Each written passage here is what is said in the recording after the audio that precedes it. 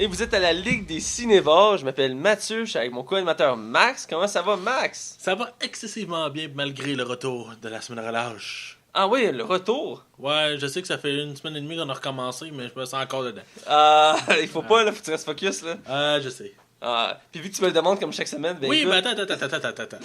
Mathieu, comment tu vas aujourd'hui? c'est tellement spontané, là. Je sais, tu t'y attendais pas en tout. Écoute, je suis pas mal fatigué, une grosse journée de travail dans le corps, une autre demain, mais... C'est pas évident d'être doorman, je te félicite pour Effectivement, Doorman, dans à ton... la garderie à Dibou, là, moi, tu m'impressionnes. Ouais, c'est contrairement à toi qui stripteaseur au 281 à Montréal, là. Je suis pas sûr qu'il me laisserait rentrer. Bref, Ouais. trêve de bavardage. Ce soir, en plus de parler du film Logan, qu'on a vu ensemble pour la première fois, le premier film qu'on a vu ensemble. Oh oui, là, on va se dire quelque chose avant qu'on commence. Lâche-moi les cuisses. J'ai vraiment mal à Puis l'aise. si vous entendez commence vraiment à porter Ah non, confusion. c'était Hugo, hein? Oui, c'est... Non, excuse. Voilà, bref. Et avant ça, on va parler, entre autres, de Bad Boys 3, Ouais. Indiana Jones et des surprises au niveau des super-héros. On peut pas s'en empêcher. Les super-héros, à chaque semaine, on en parle. C'est un sujet récurrent. C'est ce qui fait l'actualité du cinéma. Ça prend une grande partie. Comme les Far West à l'époque, maintenant, c'est les super-héros. Alors, ben, sans plus attendre, on va avec nos chroniques. Les chroniques. Et on est du côté des chroniques. Cette semaine, on commence toujours comme chaque semaine avec ce qu'on a vu, films et séries. Alors, sans plus attendre, Max, je te laisse commencer. J'ai écouté le film d'animation de Disney fait par les créateurs de... Let It Go... Frozen. Frozen, ouais, c'est ça, Frozen. Dans le fond... La Reine des Neiges. Ouais, c'est ça, La Reine des Neiges. Je cherchais l'autre nom, puis Wreck-It Ralph. Ah, ok. Et j'ai écouté... C'est ça, dans le fond, c'est Moana, c'est The Rock, dans le fond, qui fait la voix principale avec une actrice un peu connue. C'est un bon film d'animation. Écoute, la qualité de l'animation est... Comme aux Utopia, c'est malade mental. Ben, ils sont passés maîtres dans ce domaine-là. Hein. Oh ouais, c'est vraiment impressionnant. Par exemple, peut-être que je trouve qu'il y a trop de chansons. Ça se peut, ça? Ouais, c'est bizarre. Ben, c'est parce qu'il y a une chanson à toutes les 10 minutes. Fait que Ouais. je sais que c'est un film pour enfants, mais en même temps, c'est comme... Ça doit casser un peu le beat, j'imagine. Ouais, c'est ça, on dirait que des fois je trouve que c'est un petit peu trop, mais écoute, c'est pas bien grave là. Sinon, j'ai écouté. C'est surprenant d'entendre The Rock chanter. Je l'ai écouté en français, parce que je l'ai écouté avec mes plus jeunes En sœurs. français, c'est Anthony Cavana, c'est ça? Ouais, c'est ça, Anthony Cavana. Un peu comme Martin Matt pour Ouais, Zootopia. mais il y en a un qui le fait bien. Fait que, en tout Laissez cas, deviner c'est qui. j'ai pas dit rien. Sinon, j'ai écouté la série Love. J'avais écouté la première saison sur Netflix. C'est une série originale de Netflix. Et dans le fond, la saison 2 est sortie vendredi. Et il me reste un épisode à finir aujourd'hui. Oh! 12 épisodes, par exemple, de 35 minutes chaque. Fait que ça s'écoute vraiment bien puis vraiment vite. Fait que, mais j'ai vraiment beaucoup de plaisir à écouter. Dans le fond, pour te résumer rapidement, c'est quoi? C'est vraiment le plus basique principe. Un homme rencontre une femme, les deux s'aiment, mais il arrive... c'est dramatique, en même temps toucher l'humour. Mais pourquoi que c'est vraiment bon, c'est que c'est vraiment bien écrit. Puis tu t'attaches aux personnages, puis les personnages sont vraiment humains, autant dans leur réaction que dans leur façon de vivre.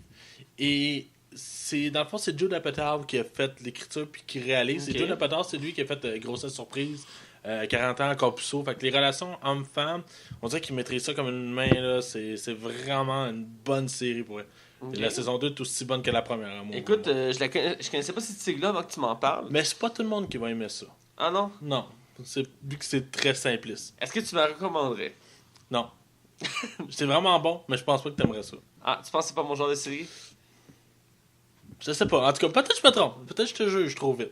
Mais je suis quelqu'un qui aime ça de tenter des choses, donc justement peut-être écouter un épisode ou deux pour voir. Mais est-ce que t'es quelqu'un qui est capable d'écouter un film romantique puis sans faire comme oh, c'est cucu? Je vais être honnête, ça dépend les films. Parce que moi, je suis quelqu'un de très... Sensible? Oui, Oh. mais je suis très empathique. Mais le problème, c'est que je vais facilement d'ordre vu que je suis un célibataire. Et quand je regarde des films d'amour, il y en a certains qui poussent tellement le...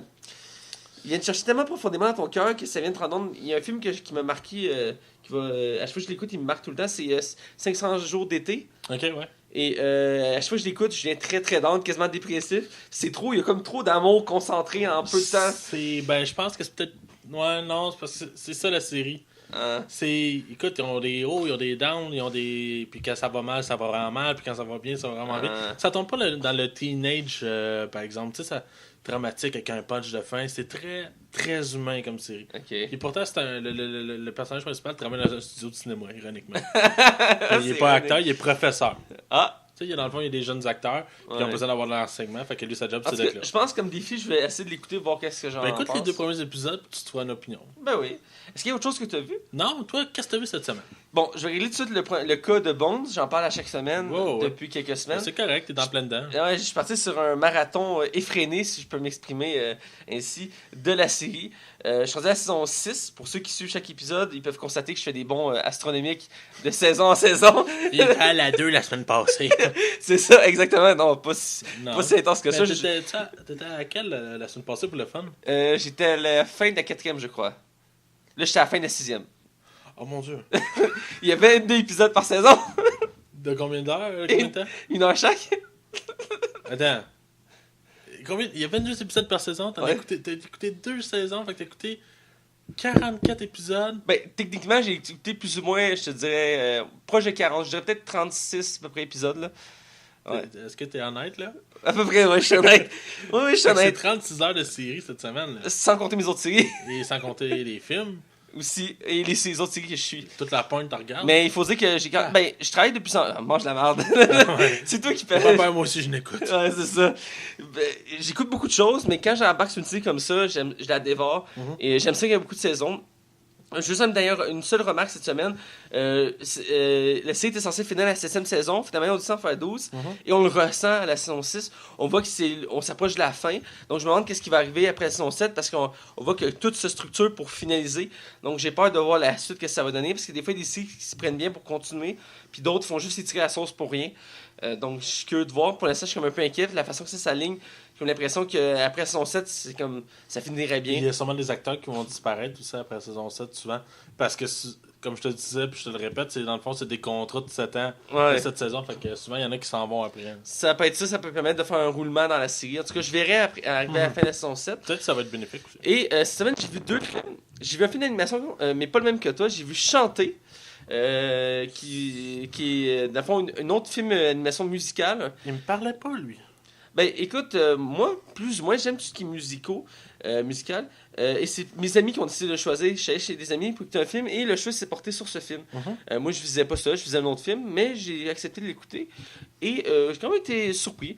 C'est un bon film d'animation, ça me rappelait beaucoup d'éléments de Zootopia qu'on a parlé la semaine passée. C'est une ville avec des animaux, il y a des lapins, des cochons, tout ça. Ils ont une vie en société, ils ont des métiers, tout ça. Et certains rêvent de faire une comédie musicale.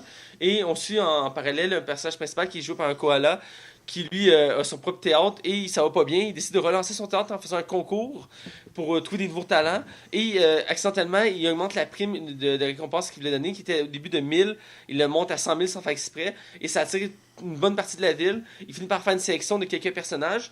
Et ils ont tous chacun une personnalité vraiment intéressante et divers. Et à travers ça, on entend de la musique. Connu, je pense.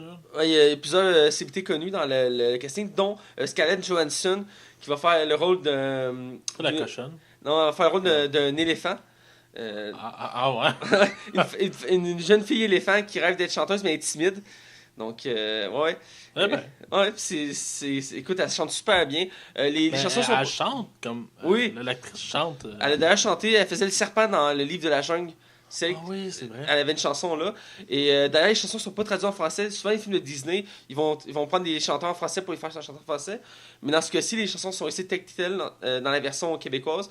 Donc, on pouvait vraiment entendre la voix originelle des chanteurs. C'était très bon. La musique était bonne. C'est tout de la musique pop récente, donc c'était très connu. Il y avait des chansons originales, évidemment. Mais en original, j'ai beaucoup aimé le film. Une bonne histoire. Ça peut présager une suite. Donc, ouais, ok. Ben, c'est ce genre de film d'animation qu'on peut voir des suites. Je sais pas si ça marchait le film, par exemple. J'ai pas regardé la critique avant de l'écouter, ni après. Ben, je sais que les critiques étaient mitigées, fait qu'en partant. Ok, ben peut-être, parce que même des films mitigés ont déjà eu des suites, je veux dire. Air de glace, c'est rendu à 5 films, là. Ben, c'est parce que les 2 premières de glace étaient bien. Ouais, mais après, ça a comme... Ouais. J'ai même pas vu le 5 encore. Moi non plus. Même chose pour Shrek. Shrek, les 2 premiers étaient bons, Le après- 3 était ordinaire, puis le 4 était vraiment pas bon. Le 4, c'est ça, j'ai pas écouté au complet, là. Ah, il était vraiment plate, hein, le 4. Le J'ai- Shrek 1 et 2, là, wow. Ouais, il était bon. Le Surtout 3, le 2, là. le 3, j'ai trouvé correct, mais le 4, je l'ai même pas fini. J'ai commencé, il jouait à TV, puis j'ai pas accroché. Ben là, il y en a un 5e qui est en production. J'ai hâte de voir. Peut-être qu'ils vont relancer Shrek. On verra bien. Il y a aussi le spin-off de Chaboté qui était pas payé aussi, je me rappelle. Oui, t'as pas tant pire. Je sais que beaucoup de monde l'avait bâché, mais je Ouais. l'ai trouvé quand même agréable à écouter. Moi aussi, j'ai trouvé agréable à écouter. Bref, on déraille un peu. Je vais avec mon deuxième film. Cette fois-ci, un film. C'est un film plus d'action. C'est Le Comptable en français. Avec Ben Affleck comme acteur principal. Il a fait ça dans sa période Batman, Superman, tout ça. C'est un autre film dans cette période-là.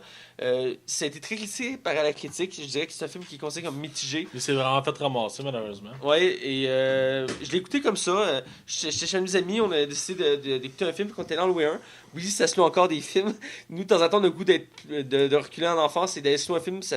C'est juste pour se remémorer l'ambiance, de se promener entre les rangées, regarder les nouveautés, déconner, tout ça. Fait que- C'est de valeur, hein. Quand ils vont fermer les vidéos, je sens que je vais m'en ennuyer. ben, c'est pour ça que moi, j'y profite de temps en temps avec mes amis. On y va, on va louer des films, on va voir les jeux vidéo, tout ça. Je suis curieux. Tu me permets de déraper une seconde? Ouais. Est-ce que tu achètes encore de la musique? Ça fait longtemps que j'ai pas acheté de musique. Je dois l'admettre, là, fait longtemps. J'ai des CD dans mon champ que j'ai acheté, mais la plupart de mes CD que j'ai acheté, c'est des artistes québécois ou de mes chanteurs vraiment, vraiment intenses, comme mettons Michael Jackson, c'est genre mon chanteur préféré. J'ai acheté ces CD. Mais en règle générale, ça fait longtemps que j'ai pas acheté de musique. Là. Moi, c'est bizarre, hein. J'ai acheté des CD pratiquement toute ma vie.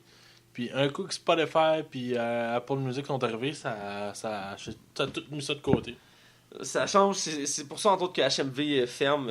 T'as-tu vu la nouvelle passée justement par rapport à HMV? Vu que HMV ferme, il y a un studio de musique au Québec qui s'appelle Deb Studio, ferme ses portes aujourd'hui. Puis il y a beaucoup de gros artistes, dont Éric Lapointe, qui font partie de ça. Et le studio ferme. C'est drôle, j'avais vu une autre news aussi qui disait qu'il y avait une compagnie ontarienne qui voulait racheter HMV pour sauver la compagnie, pour qu'il reste les HMV au Québec. C'était pas encore confirmé, mais ils voulaient tenter de le racheter pour sauver les meubles. C'est une compagnie que moi je trouve intéressante, pas juste pour la musique, mais aussi parce que c'est un des derniers endroits qu'on peut acheter des films aussi. Et depuis que Best Buy offre plus de coins films et musique, c'était pas mal le seul représentant, à part Walmart, pour offrir ce genre de produits-là. Puis je trouvais qu'il était cool au HMV, t'avais des produits aussi comme des gadgets de jeux vidéo, de films, de séries, de bandes dessinées. Je trouvais ça vraiment cool, puis là, tout ça va partir. Je trouve ça vraiment triste. Bref, on déraille un peu, mais je voulais parler de mon film. C'était cool. Avec Ben Affleck. C'est un film d'action. Je dirais que ça ressemble au genre un peu de John Wick ou de Jack Reacher, dans le sens que c'est un homme solitaire qui a une expérience militaire, tout ça. Et que, dans le fond, l'histoire, brièvement, c'est qu'on suit un comptable qui a été formé par son père qui était un militaire à savoir se défendre et à savoir se faire des armes, tout ça. Et le jour, il est comptable et il travaille à travers le monde parce qu'il est reconnu à travers le monde pour être le meilleur comptable et de permettre à toutes les compagnies de s'en tirer contre les gouvernements et tout ça pour pas s'accuser de fraude, tout ça. Et en même temps, il y a comme une quête de justice. Il va se retrouver entremêlé d'un complot aux États-Unis et il va devoir sauver sa peau, tout ça. Il va devoir aussi protéger une jeune fille jouée par Anna Kendrick, une actrice très jolie et qui est très en vogue aussi. Oui, très en vogue. Et dans le fond, je dirais que le film, je l'ai trouvé comme correct. Ouais. Ben Affleck, c'est pas un acteur que j'aime beaucoup. Il m'a pas trop convaincu dans son jeu acteur Ça encore. tombe qu'il joue ton personnage préféré, là. C'est ça qui est ironique dans la vie. Hein. Mais il est quand même bon en Batman, je dois le dire. Ouais. Mais là, il faisait comme un rôle. C'est un personnage un peu qui est comme autiste, qui est comme un peu déconnecté de la réalité, qui est violent à la fois, qui a comme pas vraiment d'émotion. C'était très sec, un peu comme la manière du personnage principal dans 50 nuances degrés. Là, La planche de bois? Ouais, la planche de bois, exactement, nominée aux Oscars avec l'ours dans The Revenant. Ex aequo. Et il manque d'émotion, mais c'est à cause de son personnage. Ils ont comme voulu trop pousser ça. Il y a une discussion que j'avais déjà vue au cinéma qui était qu'il faut que tu aies l'air ortho et non que tu sois ortho. Donc, il faut que tu donnes l'apparence un peu comme. Un des meilleurs exemples, c'est. Excuse-moi, tu me regardes comme bizarrement. Est-ce que ça vient de Tropic Thunder avec Robert Downey Jr.? Oui! Là, tu dis, ouais, tu vois-tu pourquoi? Comment il s'appelait? Sean Penn était pas bon. Ouais. Il était trop ortho. Puis lui, il a fait un rôle de genre un fermier, genre faut le calme.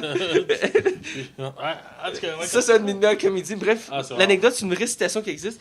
Et le meilleur exemple, c'est Forrest Gump. Il joue à brio le personnage décalé, mais qui est là pareil. Donc ça, on l'aime pour ça, mais il y en a qui poussent trop loin, comme Sean Payne, comme tu as dit, dans Non, son... je suis Sam. Il l'avait trop poussé, fait que ça l'a détruit, ça l'a pas permis de gagner de prix, ça a aussi rendu le film mitigé. Et c'est le cas aussi ici, je trouve, c'est le même problème. Il pousse trop à ce côté-là. Donc ça enlève un peu le goût au personnage. J'ai trouvé ça un peu dommage. Puis la fin aussi qui est très molle. Je parlais rien, mais c'est une fin que... Ça finit comme, ok, ben il peut y avoir une suite, là. T'es comme... Il peut y avoir une suite. C'est comme un peu bof la fin, là. Et bref, c'est ça en original. J'ai quand même été surpris. Parce que Ben Affleck, c'est un acteur que j'aime beaucoup. Et pour certains points, il m'a surpris. Les scènes de combat, je les ai trouvées intéressantes. Mais outre ça, je trouvais ça très moyen. Là. Ouais. Donc, c'est ce que j'ai vu cette semaine. Ok. Et ben, sans plus attendre, on va rentrer dans l'actualité. Et si tu me le permets, cette semaine, je vais commencer. Ouais, vas-y. En première nouvelle, on a eu une nouvelle sur Game of Thrones parce que la série s'approche. On s'approche bientôt de la diffusion de la nouvelle saison. Tranquillement, je pense que c'est en mai, si je m'abuse. Je ne sais pas. Bref, elle est décalée d'un mois ou deux, contrairement aux autres années, parce qu'ils voulaient la tourner pour une saison plus froide, parce que ça va se passer plus dans l'hiver, parce que dans la dernière saison, il annonçait qu'il va être arrivé. Donc, il voulait faire des scènes plus encore arctiques. Bref, tout ça pour dire que là, ils ont annoncé que la dernière saison de Game of Thrones, la 8e, parce qu'on s'en vient à la 7e, sera la dernière. qui va être la dernière, va compter que 6 épisodes. Donc, on réduit encore le nombre d'épisodes de la série. Et c'est combien en moyenne une saison? C'était 10 épisodes. Et là, la nouvelle qui sort, c'est 7. Et la dernière va être 6. Ok. Donc, ils veulent vraiment condenser le jus, vraiment... Ben, faut dire qu'il n'y a plus de romans, là. c'est parce que le nouveau roman n'est pas sorti. Tu penses que le roman va se fier à la série ou... L'auteur a dit que, tu sais, l'auteur, il est comme conseiller, un peu comme George Lucas pour Star Wars, ça, il est conseiller pour la série. Ok, à ce moment-là. Et c'est sûr que ça fait, mais il a dit que c'est sûr que il va y avoir des différences, vu que déjà dans les livres, il y a des différences avec la série. Parce que depuis les premières saisons, on déviait déjà tranquillement. Et là, il dévie beaucoup parce que les livres sont plus là pour mettre une base. Surtout, il y a la polémique autour de Jon Snow, que je ne parlerai pas ici. Mais, donc, c'est ça. Donc, ils veulent rapidement faire une fin pour pas comme trop dérailler, j'imagine. Et ils ont annoncé aussi d'ailleurs qu'il va y avoir un spin-off sur la série qui va se passer avant la série Game of Thrones. HBO a confirmé qu'ils voulaient faire un spin-off. C'est pas encore confirmé quand elle va être faite, mais ils ont dit qu'ils voulaient faire ça après Game of Thrones pour continuer dans le même univers, parce que c'est un univers riche en contenu. Et là, ce serait complètement original, un peu comme Fear the Walking Dead, le spin-off de Walking Dead, qui est vraiment une histoire originale dans le même univers, qui exploite le avant de Walking Dead.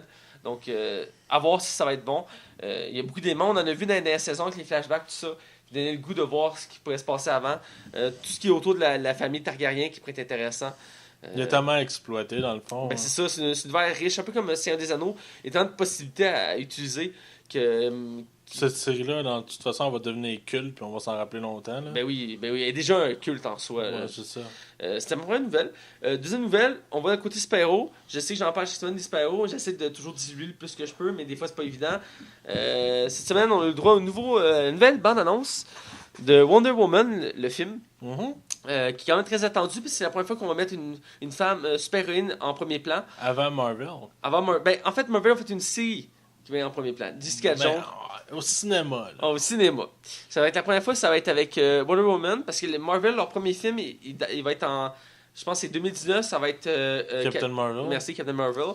Avant ça, il n'y aura pas de femme principale, même s'il existe Black Widow depuis un certain temps, mais jamais principale... Même s'il parle encore pareil d'un film, là. Ça revient tout le temps à rumeur, pas rumeur. Ça fait quoi, 7 ans qu'on entend ça? Depuis qu'ils ont annoncé que c'était Scarlett Johansson qui faisait le personnage et qui a été introduit dans Iron Man 2, ils espèrent tout avoir un film sur elle. Elle et Œil de Faucon, qui est joué par Jeremy Renner. Et même les deux ont dit qu'ils étaient prêts à faire une série Netflix sur leur personnage. Oui. Donc, puis c'est rare des gros acteurs de même. Ouais, c'est ça. Donc ça peut être avoir du bon potentiel. Mais tout ça pour dire que c'est la première fois qu'une femme va être mise en premier plan comme super-héroïne avec Wonder Woman, qu'on n'a pas vu depuis les années 80 avec la série du même nom. Et là, ils ont cette nouvelle annonce. On voit un peu plus l'origine du personnage. Avant qu'elle devienne Wonder Woman, on voit sur son île avec les Amazones, on voit sa formation, son évolution quand elle est enfant. Surprenant, si je peux m'exprimer ici, on voit pas vraiment le méchant du film qui était annoncé qui va être Arès, joué par j'ai un blanc du nom d'acteur, mais c'est lui qui faisait le professeur Lupin dans Harry Potter pour ceux qui s'en rappellent, qui va jouer. Et contrairement à Batman Superman, ils nous ont pas spoilé le méchant à la fin de la bande-annonce. On sait pas de quoi il a l'air. Ah, c'est ça. On est content pour ça parce que c'était un des défauts de Batman Superman. En même temps, c'est un des défauts de Suicide Squad parce qu'on savait pas c'était qui le méchant, puis finalement il n'avait pas. Ben, il n'avait pas. C'était qui le méchant de Suicide Squad? L'Enchantresse, là? Ouais. De quoi, il se bat contre elle? Ouais. Mettons, là. Max, ouvre ton esprit! Ouais. Dans des bons films. Ok. Continue. On verra. Je sais que tu l'as sur le cœur. Non, mais là. sérieusement, je suis très, très, très. Pas sûr de vouloir voir ce film-là. On dirait qu'en même temps, j'ai envie d'y croire, j'ai envie d'aimer ça. Puis c'est pas dû au fait que c'est une femme là, ou une super-héroïne. J'ai envie de réaimer l'univers de DC. Mais on dirait que celle-là, j'ai l'impression que je vais attendre. J'irai pas nécessairement voir le jour 1. Je pense que je vais attendre d'entendre les retours du film. Ben, j'aime ça toujours savoir les critiques avant de voir quelque chose. Mais j'ai bon espoir pour ce film-là parce qu'il est très attendu. Ouais. Surtout pour hausser le ton de l'univers de DC. Même chose pour Justice League. Ils sont censés rehausser le ton pour réparer les erreurs des films précédents. Mais j'ai bon espoir. Surtout que là, ils ont la pression. C'est le premier film centré sur une femme, super-héroïque. Donc, je pense que je vais le voir juste pour ça, pour le mérite. Mais écoute, si tu me dis, hey, c'est super bon, je vais aller le voir. Mais t'as aimé Batman, en tout cas, on verra bien là. J'ai pas aimé Batman Superman. Non? J'ai trouvé correct. Ouais. T'as déjà plus fin que moi. En tout cas. Version longue, il est meilleur. Il faut toujours t'écouter les versions longues de ce genre de film. Ben ouais, parce que la version complète, ils veulent pas la mettre en salle, ils veulent t'ajouter le Blu-ray. Monsieur qui veut pas écouter un film de 4 heures, tu sais, arrête de chialer. Ouais, mais 4 heures déjà que le film était long en soi. Je te lance un défi en direct d'écouter Guerre épais. Un film de 7 heures, le film le plus coûteux de tous les Comment temps. t'as pas écouté True Detective? T'as pas écouté encore? Ah, je l'attends, là. Ben, si tu veux, je fais une nuit blanche, je le fais là. Juste si tu écoutes Guerre épais. Non, mais tu choques de le faire, par exemple. Non, je sais qu'il faut que je l'écoute. Je sais pas pourquoi je reporte l'échéance à chaque fois, mais elle est dans ma liste de séries à écouter. Là. Puis elle est pas si longue que ça, ma liste de séries à écouter. Là. Puis cette série est comme genre 8 épisodes. Par saison, c'est ça? Il y a une saison. Une saison? Tu le clenches, là. T'as même pas d'excuses. J'avais entendu qu'il y avait une deuxième saison. Ouais. Hein? J'ai pas entendu parler. En tout cas, la prochaine nouvelle. Ouais, excusez-moi, on est en feu à soir. Ma troisième nouvelle, c'est sur une autre saga très culte que j'adore beaucoup, qui a bercé mon enfance, que j'écoute de temps en temps, qui est Indiana Jones. Ils ont annoncé le 5 il y a quand même un certain moment déjà. Et là, ils ont annoncé la date de sortie du film, qui va être le 19 juillet 2019. Fait que dans 2 ans. Dans 2 ans. Il faut dire que la quatrième date de quelques années déjà. 2009, À peu près, je pense 2010. Ouais, c'est plus sûr. Et il a été très très mitigé, même très Détesté, on va le détesté par les fans et par généralement tout le monde. Et il était même Steven Spielberg ne l'aime pas vraiment. il était il était vraiment en deçà de la qualité des 3 précédents, qui étaient vraiment des chefs-d'œuvre. Et là, ils veulent rehausser le ton avec le 5e. Mais là, c'est Disney qui a les mains dans le projet, et non les LucasArts. C'est ça qui est intéressant. Là. J'ai hâte de voir ce que ça va donner. Star Wars sont quand même plus ou moins bien pris. J'ai hâte de voir ce qu'on fait avec Indiana Jones. Tout ce qu'on sait, c'est que c'est encore Harrison Ford qui est là, même s'il y en a qui pensaient que ça allait être un reboot avec un nouveau personnage ou soit avec son fils. Mais le problème, c'est que l'acteur qui faisait son fils, qui est Shia LaBeouf, veut plus faire de blockbuster. Ouais, peut-être qu'ils vont le convaincre, là, mais. En tout cas. Moi, je pense que tu peux prendre un autre acteur. Ah ouais? T'assumes que c'est un nouveau. Comment je pourrais dire? T'assumes le fait que Shia LaBeouf était là, mais tu changes l'acteur, puis tu continues à dire que le personnage existe. T'sais, dans le fond, il y a combien de films ont fait ça? Juste dans les X-Men qu'on va parler aujourd'hui, ils l'ont fait souvent, ils ont changé des acteurs, puis finalement, ça change à rien, là. Puis c'est pas un personnage qui était... Bah, il est important en soi, mais c'est pas le plus important, t'sais. Non. Moi, je pense que changer là, rendu là. Je suis pas contre l'idée. Surtout que ça apportait de quoi l'histoire? Ça permettait de rapprocher la nouvelle génération au personnage en mettant son fils qui était là comme présent, puis il y en a qui disaient que c'était lui qui allait porter le flambeau Ouais. d'Indiana Jones. Même il y en a qui disaient que c'était Chris Pratt qui allait faire le reboot. C'était ça, Chris Pratt ou Bradley Cooper? Ouais. J'aurais été curieux. Je pense que j'aurais pris Bradley Cooper. Ouais, j'aurais été surpris de voir Bradley Cooper faire ça. En tout cas, actuellement, la suite, c'est la suite du 4 avec Harrison Ford, toujours aussi vieux. J'ai hâte de voir qu'est-ce que ça va donner parce que le 4e, il... En tout cas, j'ai été vraiment déçu du 4e. Je l'ai écouté il y a pas longtemps à la TV. Ouais. Moi aussi, je l'écoute à la télé. À part le fait que j'aime ça voir les décors parce qu'ils voyagent à travers le monde. Des choix scénaristiques assez douteuses. Voilà. Mais c'est important de préciser que c'est Steven Spielberg qui réalise le film. Fait que. Il s'est dit qu'il a promis qu'il y a des affaires qui ne se repassera plus, comme le frigidaire. le fameux frigidaire. Le fameux frigidaire. Mais au Stupéfiant, il avait testé. Et ça marche. Pour vrai? Il me semble que oui. Au Stupéfiant, l'émission, je sais pas si tu connais l'émission du Stupéfiant. Oh, ouais. Il y avait, à un moment donné, il y avait un épisode spécial cinéma, ils en ont fait plusieurs. Et à un moment donné, ils ont testé des scènes de Indiana Jones, dont le frigidaire. Et théoriquement, ça peut fonctionner. Sauf que tu sors là, t'es tout disloqué du corps. Là. Mais. Ok, bon, on peut survivre. Mais en tout cas, bref, ça pourrait fonctionner parce que c'est la matière qui est utilisée bloque les radiations et amortit l'impact. En tout cas, il y a une grosse... Je suis pas physicien, là, mais... D'avoir des raisons. Bref. J'ai une dernière nouvelle avant de te laisser continuer. On a parlé quelques fois de Deadpool 2. Et là, il y a une nouvelle qui est sortie. C'est un des personnages qui était attendu dans le film. Et que là, ils ont trouvé une actrice pour le faire. Le personnage, c'est Domino. Et l'actrice qui a été choisie, c'est une actrice pas vraiment connue. Genre pas du tout. Qui a Là. été choisie à la surprise générale, je dirais. Il y avait beaucoup de grands noms en liste pour faire le rôle. Et finalement, c'est Zazie Beetz. J'ai bien dit. Ah, j'imagine. Je sais pas si je le prononce mal, mais c'est Ben, nouveau. depuis qu'il y a deux E, ça doit être Beats. Beetz, ouais. Zazie Beats. Voilà, exactement. Une actrice afro-américaine. Et elle va jouer le rôle de Domino. Domino, pour ceux qui connaissent pas, c'est une mutante qui... son pouvoir, c'est simple. C'est pas joué, là. Non. Mais c'est un peu le même principe, dans le sens que son pouvoir, c'est... Elle joue sur la chance. Donc, elle peut influencer le hasard. Ok. Elle fait en sorte que, mettons, je sais pas moi, il y a un orage, elle peut se concentrer et faire en sorte qu'une éclair tombe à l'endroit qu'elle veut. Tu comprends le principe? Mettons qu'elle a un fusil. Fait que t'as comme une chance sur 1000 de manger un éclair d'en face, mais elle peut changer les proportions que Ouais. ça arrive. Et Ça va être fucké dans le pauvre, ça. elle a toujours une arme de précision sur elle parce que quand elle vise, elle rate jamais sa cible parce qu'elle peut s'assurer qu'elle rate pas sa cible grâce à son pouvoir de probabilité, tu comprends? Ah, c'est malade comme idée, ben. Puis elle peut influencer plein d'éléments comme ça. Et c'est très intéressant. Et elle a un look très unique parce qu'elle a une peau blanche avec un rond noir sur le visage. Donc c'est pour ça qu'on l'appelle Domino. Et elle a les cheveux bleus de mémoire. Et là, j'ai hâte de voir comment ils vont faire avec cette actrice-là. Mais ça va être intéressant. Je sais pas si elle a... Ben, moi, c'est surtout de voir dans Deadpool. Tu sais, Deadpool, il est tellement over the top. Fait qu'elle sera là, elle va se faire niaiser tout le long. Là, parce qu'elle sera pas juste là, genre pour être sérieux. Là. Avec. Ça va être. Ah, c'est que j'ai hâte de voir ce film-là. J'ai vraiment hâte. Ça va être fucked up. Pour l'instant, l'actrice, je sais pas quoi penser d'elle. Je sais pas si tu as une opinion. Fuck all, je sais même pas c'est qui. Je sais Non, même pas si ça a déjà mangé. On a regardé avant les informations sur elle, puis il y avait pas grand-chose. Max revient sur nous. On a regardé, elle est vraiment pas connue. Elle a rien fait à part des séries. Non, c'est ça. Mais en tout cas, on va attendre plus d'informations avant de juger. J'ai hâte de voir son premier costume. Souvent, c'est avec le costume qu'on détermine un peu comment ça va aller avec le personnage. Pour l'instant, je reste neutre là-dessus. Et je te relance. Toi, qu'est-ce qui t'a retenu ton attention dans l'actualité? Ben, cette semaine, dans le fond, on va commencer avec une nouvelle très brève. La première photo de Jurassic World 2 est sortie.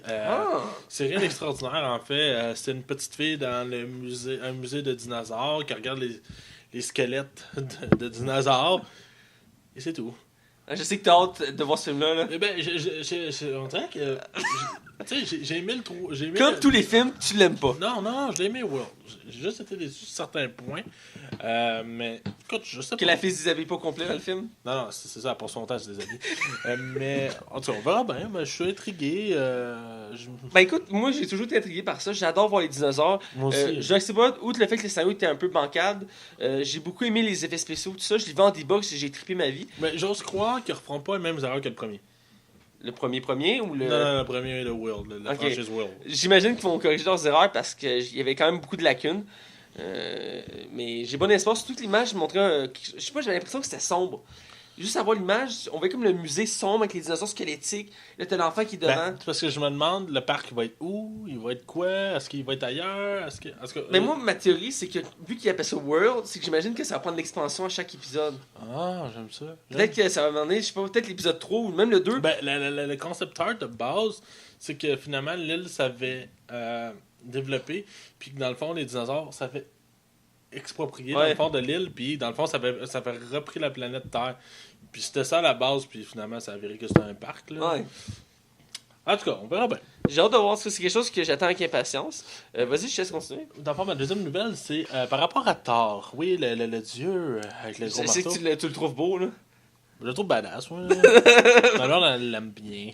Non, mais sérieusement, les premières photos de Thor 3 sont sorties. Thor Ragnarok, je suis quand même relativement curieux. Il y a quelque chose qui fait scandale, c'est que Thor a rendu les cheveux courts. Oui. Oui, il a rendu les cheveux très très courts. Dans le fond, il a perdu sa belle chevelure.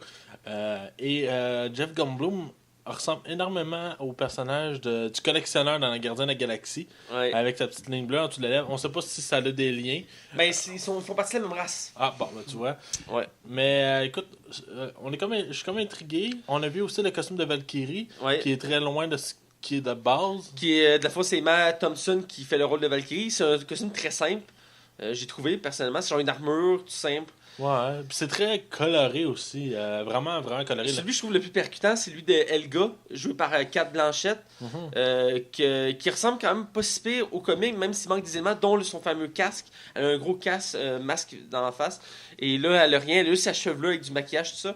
Mais en tant que tel, on la regarde, puis elle donne peur, parce que dans le fond, elle fait la déesse de la mort. Donc, mais ça prévoit, d'après moi, que le trailer du nouveau film s'en vient à grands pas. Là. Habituellement, quand il sort sur Entertainment, c'est rare qu'on n'a pas une balance pas longtemps après. Ouais, j'ai hâte de voir ce que ça va donner, surtout qu'ils n'ont pas encore sorti de vraies images sur Hulk. Ouais. Donc, je suis intrigué de voir ce que ça va donner. Mais là, il y a comme Spider-Man qui sort au mois de mai, puis on a eu une seule bande-annonce. Ils doivent être arrivés aussi d'en ressortir un autre. Probablement. Ouais, on verra bien. Sinon, prochaine nouvelle, petite nouvelle, Jason Momoa, qui va être Aquaman dans l'univers des DC Movie, a rejoint le casting du jeu, rejoint le casting de Just Cause. Just Cause Fallait dire le jeu. Ouais, c'est ça, mais Just Cause est basé sur un jeu vidéo. Ouais, le fameux jeu, il y a rendu au 3e, là. Ouais, c'est ça, puis dans le fond, pour résumer qu'est-ce qu'est le jeu Just Cause, c'est que dans le fond, t'es un chasseur de primes sur une île tropicale géante. Et dans le fond, c'est over the top. Là. Tu peux sauter d'un building, t'as de jetpack, tu peux t'accrocher avec des grappins. Tout est axé sur un grappin qui fait que tu peux faire tout ce que tu veux avec ton grappin. Ouais, c'est ça. Là. Tu peux accrocher des bombes sur ton grappin pour que ça explose. Tu peux sauter dans l'idée puis à 10 secondes tirer ton grappin. Ben, c'est ça. Dans le fond, c'est Jason Momoa a rejoint le casting. On sait pas où ce projet-là va s'en aller. Mais moi, écoute, je suis open à une adaptation de Just Cause. Ça peut être intéressant. Ben, ça a du potentiel. C'est un univers intéressant. Je veux dire, je suis surpris qu'il annonce le film, mais en même temps, ça a du potentiel. Ouais, non. Moi, j'ai beaucoup aimé le 2e. J'ai pas eu la chance de jouer au 3e, même si j'ai regardé beaucoup de Game Live. Moi non plus, j'attends qu'il soit comme 15$.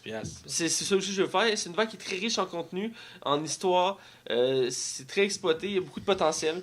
Même si à la base de gameplay, je le trouve relativement simple, basic, je dirais qu'en tant que tel, l'histoire est très intéressante. Ça peut mener un film intéressant.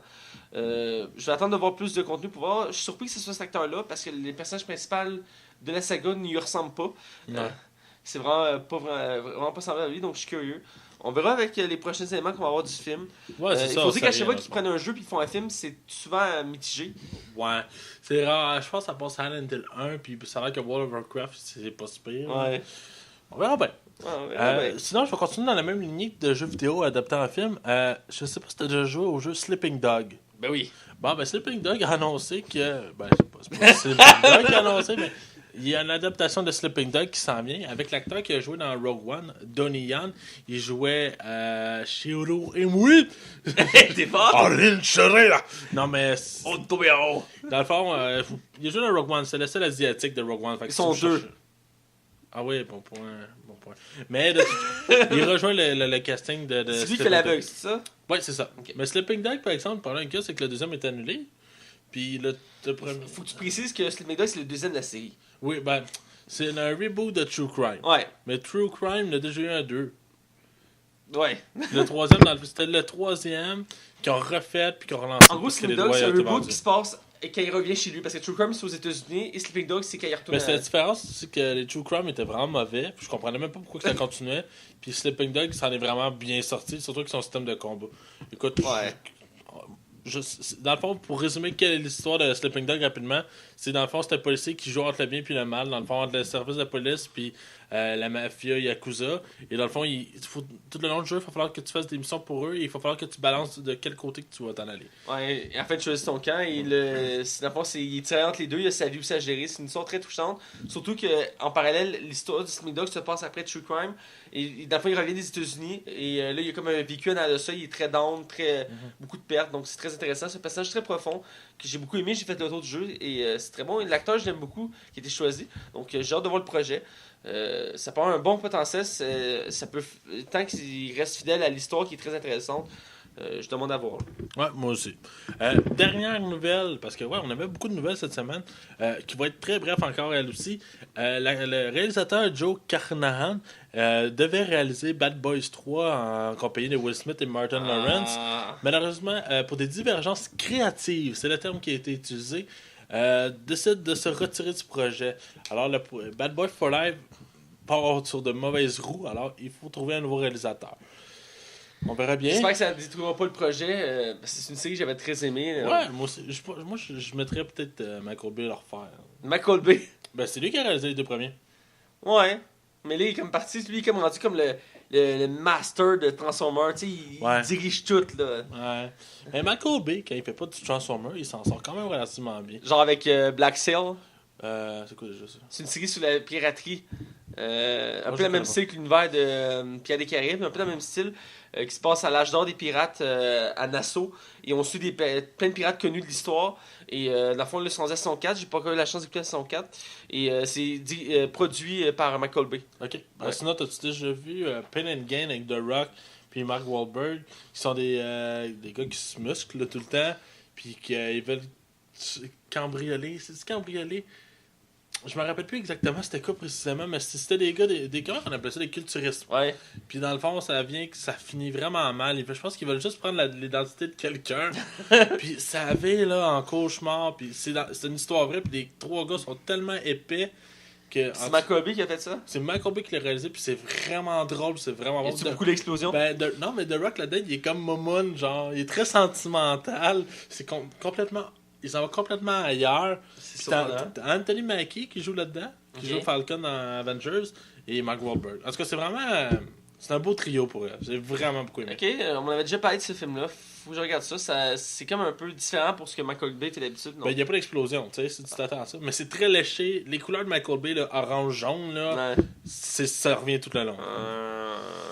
Sinon, c'est tout pour mes nouvelles. Ben, parfait. Écoute, sans plus attendre, on va aller dans le hors-sujet. Cette semaine qui devrait être relativement très bref. Très, très court.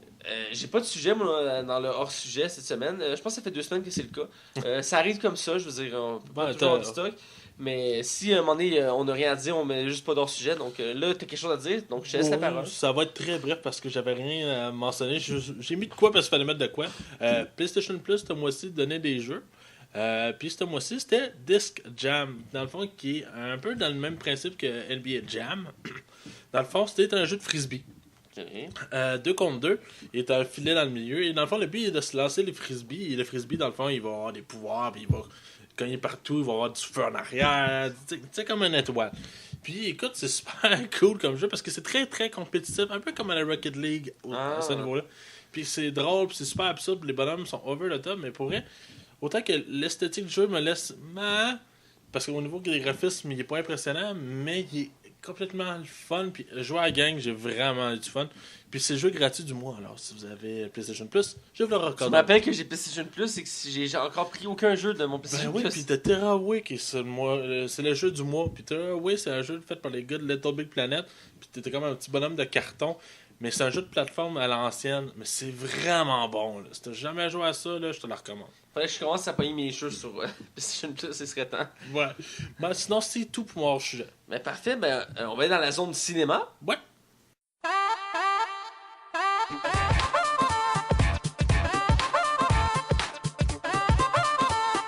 Bienvenue dans la zone cinéma.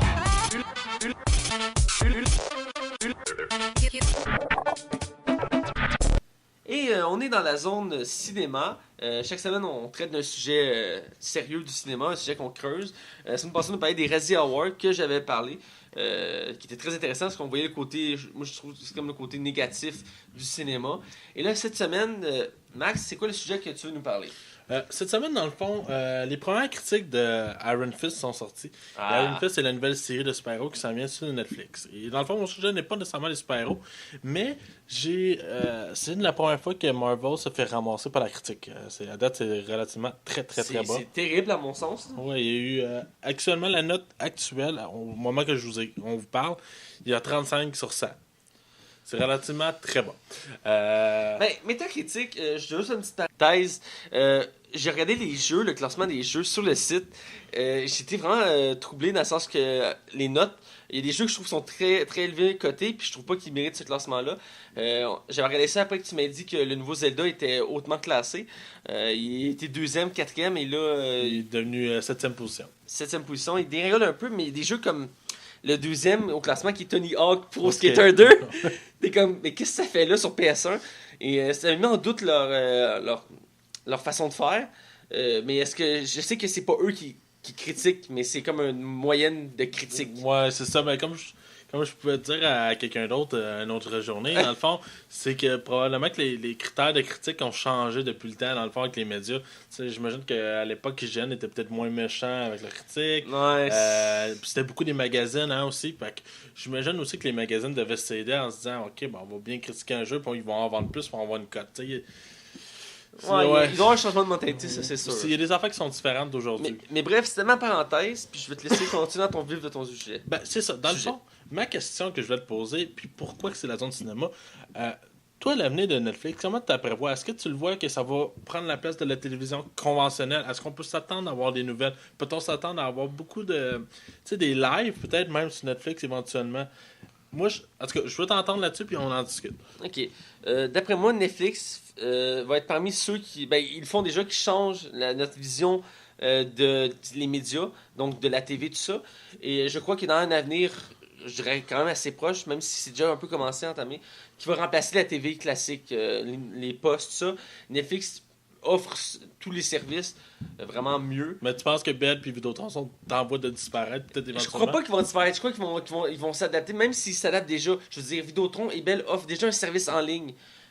Offrent du contenu exclusif aussi. Surtout en québécois, ça a un avantage pour eux autres aussi. C'est sûr, ils sont pas même de degré Netflix. Eux, ils sont spécialisés là-dedans. Ça fait des années qu'ils travaillent là-dessus. Et que maintenant, en plus, ils offrent des services dans beaucoup de langues. Ça aide beaucoup aussi à être le plus gros. Je dirais que Netflix... parti comme il est, je pense qu'il va prendre la place de tout, là, je veux dire. Ben c'est ça. Ben, moi, là, je vais avoir une opinion peut-être un peu radicale, mais Comme je d'habitude. crois... Non, sérieusement, je pense que tu ne seras pas contre non plus. Éventuellement, moi, je pense que la TV va mourir le jour que les baby boomers vont mourir. Je sais que ça a l'air drastique, mais les personnes qui écoutent réellement la TV, c'est les populations vieillissantes. Fait que moi, je portais à croire qu'un coup que ça va... Malheureusement que ce monde-là vont décéder, mais j'ai l'impression qu'il y a un vent de changement qui va arriver au niveau télévisuel. Max, si je peux donner un conseil dans la vie, ne deviens jamais environnementaliste. Pourquoi? Tu serais trop drastique dans tes prédictions. Non, mais c'est vrai, c'est ça pareil. Qui écoute TVA dans ta génération actuelle? Ben, tous les jeunes écoutent TVA parce qu'ils sont tous aliénés. Tu vois, il n'y a personne qui écoute TVA. Tu ris, mais je veux dire, non, mais TVA... TVA sont en chute libre actuellement. Moi, je touche plus à TVA, je trouve ça tellement... Je trouve que c'est de la désinformation totale, là, mais je veux pas rentrer là-dedans. Ouais. Mais en tout cas, là, il faut dire que, justement, Netflix, actuellement, m'impressionne à chaque jour. On a eu la série Les Désastreux Orphelins Baudelaire, qui est d'une qualité impressionnante, juste au niveau visuel. Il y a un réel budget. Ben oui. C'est vraiment impressionnant. Puis, éventuellement, il y a des films qui commencent à sortir. Il y a Adam Sandler qui a signé pour des films, mais il y a d'autres projets de films qui s'en viennent actuellement. Film, série. Ouais, mais là, c'est ça. Là, ils font beaucoup de séries, mais là, la prochaine étape, c'est les films. OK. Puis c'est ça, je me demande éventuellement, est-ce que Netflix va être assez big pour tout changer? Puis dans le fond, comment je pourrais dire? Les nouvelles vont se ramasser là, les documentaires vont se ramasser là, du live, tu sais, les Saturday Night Live, est-ce qu'un jour peut-être vont se ramasser sur Netflix en direct? Je me demande, est-ce qu'on s'en va vers là? Est-ce que le Québec est en retard par rapport à ça aussi? C'est une bonne question. Si on est en retard, ben... il faut dire que nous, vu qu'au Québec, on est francophone, il y a un certain décalage avec le reste de la société. Ben, du Canada. Du Canada, en fait, du monde entier. Parce que Netflix, à la base, était principalement anglophone. Et là, à travers les années, il a commencé à offrir plusieurs langues, dont le français. Même si c'est pas tout son contenu qui est en français québécois, je tiens à le préciser. Souvent, on écoute du contenu en français et on est biaisé. La plupart du monde s'en fout, mais moi, je suis quelqu'un qui porte très à cœur le doublage québécois. Et je le remarque surtout parce que je suis habitué à reconnaître les voix. Et on écoute du contenu en français. Et aussi, des fois, Netflix met de côté les versions québécoises pour concentrer sur des versions francophones. Si je peux donner un exemple qui m'a beaucoup choqué, c'est la série House of Cards. Ouais. Une série très bonne que j'adore. J'attends la prochaine saison avec impatience. Et les deux premières saisons ont été doublées une version québécoise. Ils ont été doublées au Québec. Et ils ont décidé d'arrêter ça après la deuxième saison pour des raisons disant que c'était pas rentable, un truc du genre. Et ils ont concentré sur la version française internationale qui est doublée en France. Parce que le marché québécois par rapport à Netflix, c'est pas ultra élevé. Je pense qu'il est en croissance, mais je pense qu'il n'est pas encore assez élevé. Mais encore là, tu sais, je veux pas juger le doublage francophone, c'est juste que en comparant les deux versions, je les ai comparées. Et je trouvais que la version québécoise était plus américaine. Ouais. Les voix ressemblaient plus à des voix américaines que la version française. Donc, c'est nous me choquer pour ça. Mais outre ça, j'ai apprécié la série, mais je veux dire, c'est des petits trucs comme ça qui m'énervent. Je sais qu'il y a plusieurs cas comme ça, mais celui-là, c'est lui qui m'a le plus marqué. Et je trouve ça un peu frustrant parce que ce coup, je l'avais pas réalisé. Et avoir su, j'aurais pas écouté la version québécoise juste pour pas me fucker les voix, de switcher après dans une autre version. Mais en original, je trouve que oui, on est en décalage à cause qu'on est francophone, mais le décalage commence à tranquillement diminuer. Ouais. Mais je pense que Netflix actuellement, tu sais, sont en. Tu sais, il y a comme HBO aussi, maintenant, je pense qu'il fait la même affaire. Ouais. Je pense qu'éventuellement, c'est ça qui va devenir la télévision. Tu sais, dans le fond, il va y avoir plusieurs compagnies qui vont se lancer là-dedans. Tu sais, pourquoi pas un studio de film qui va se distribuer avec ses films, tu sais. Mais maintenant, je pense que ce qui va arriver, c'est que l'offre et la demande va être trop grande. Si on va offrir comme 20 programmes, mettons, la Fox propose son contenu seulement, Disney offre son contenu seulement. Fait que je me demande à un moment donné où c'est, parce que actuellement, il y a du contenu qui disparaît de Netflix. Alors, je me demande, tu sais, dans le fond, c'est pourquoi? Parce qu'ils veulent pas distribuer leurs films, puis que c'est Netflix qui a le monopole. Parce qu'il y a beaucoup d'abonnés sur Netflix. Je pense que c'est un chiffre comme astronomique de 200 millions de personnes. Là. C'est énorme. Là. C'est incroyable. C'est incroyable. J'ai utilisé 200. Je le dis 100. Ça fait commence à faire du monde dans le style 200. Oui. Mais c'est vraiment beaucoup. Puis dans le fond, il y a beaucoup de monde que je connais, des jeunes dans mon entourage, qui se sont désabonnés de la télévision conventionnelle pour pouvoir écouter tout sur Netflix. Puis écoute, je fais pareil. Puis mon actualité, nouvelle, et ben je le suis sur Facebook.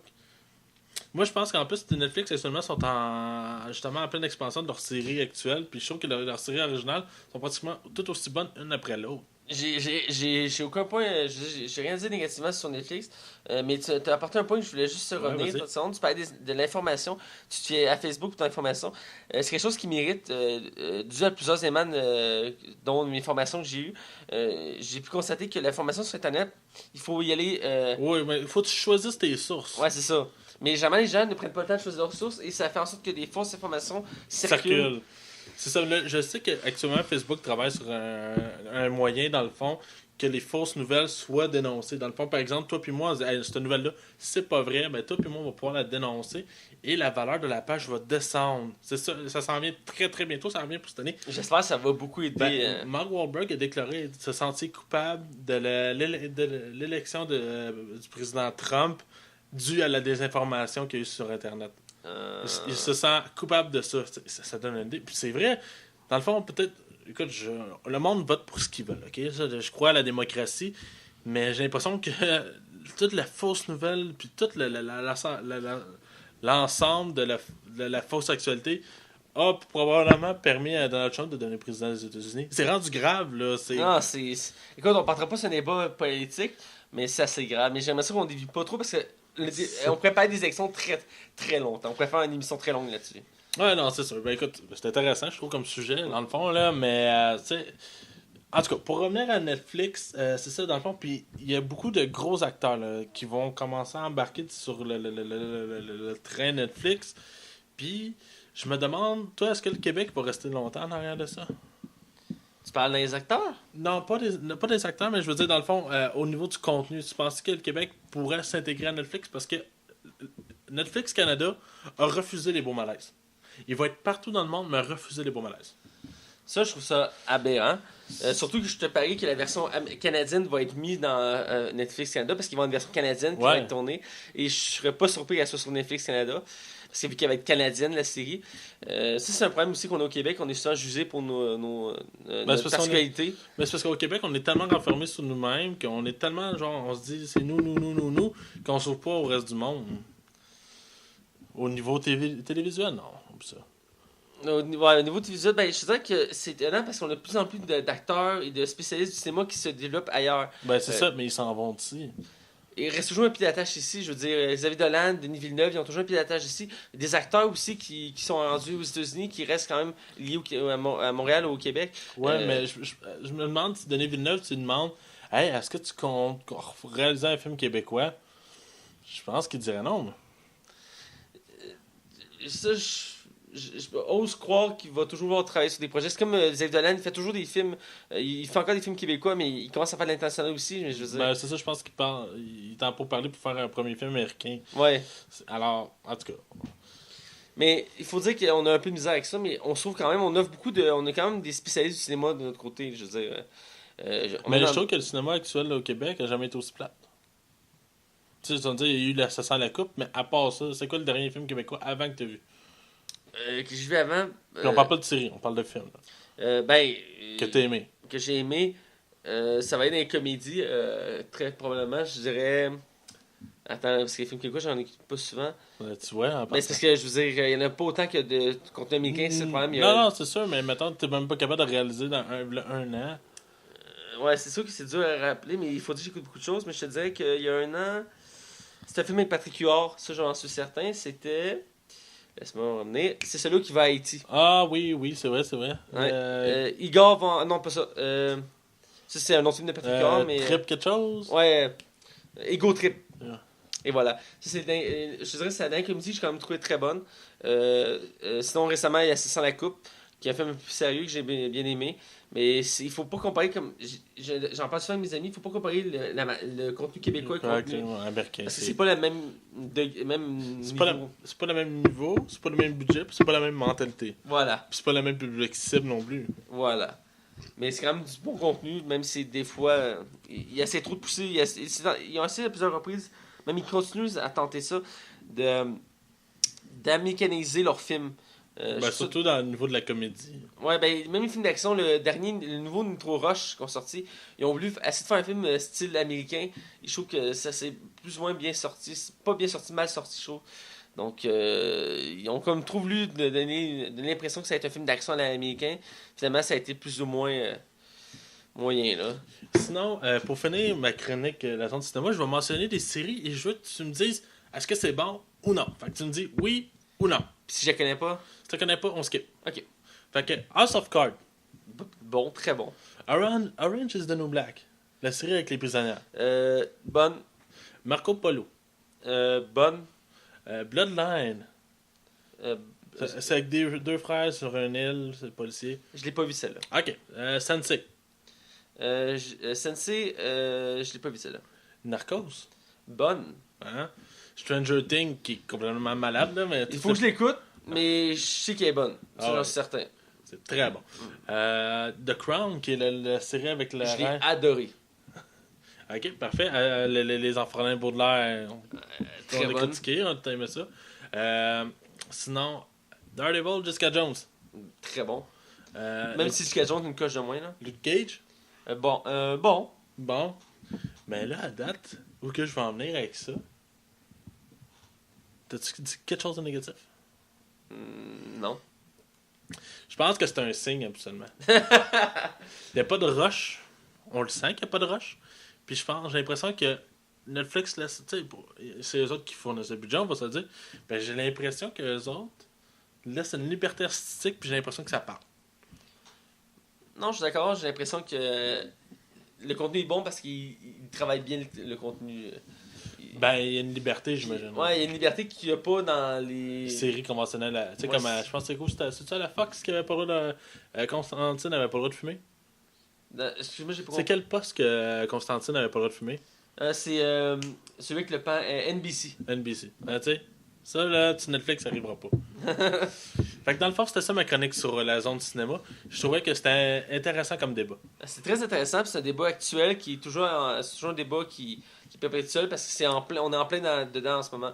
Donc, c'est sûr qu'on va en reparler dans une autre chronique plus loin quand le sujet va avoir évolué. C'est clair qu'on va en reparler. Peut-être pas nécessairement de Netflix, mais d'autres moteurs comme. Pas moteurs, excuse-moi, plateformes similaires à Netflix qui font compétition aussi. D'ailleurs, petite parenthèse pour finir aussi. Ouais. Je sais que le Québec veut passer une loi pour favoriser le contenu québécois sur les plateformes comme Netflix. Donc, ils veulent, si on peut utiliser le terme forcé, des plateformes comme Netflix à offrir plus de contenu québécois ou en francophone. Je sais pas quoi en penser. J'ai peur que Netflix fasse non. Selon le Je me demande si le marché est assez grand ici. selon le gouvernement, c'est pour protéger notre culture et dépendant aux gens de connaître notre culture. C'est pas le Parti québécois qui veut faire ça? Non, c'est une loi libérale. Ah oui, ok, ça se peut. Je recommence.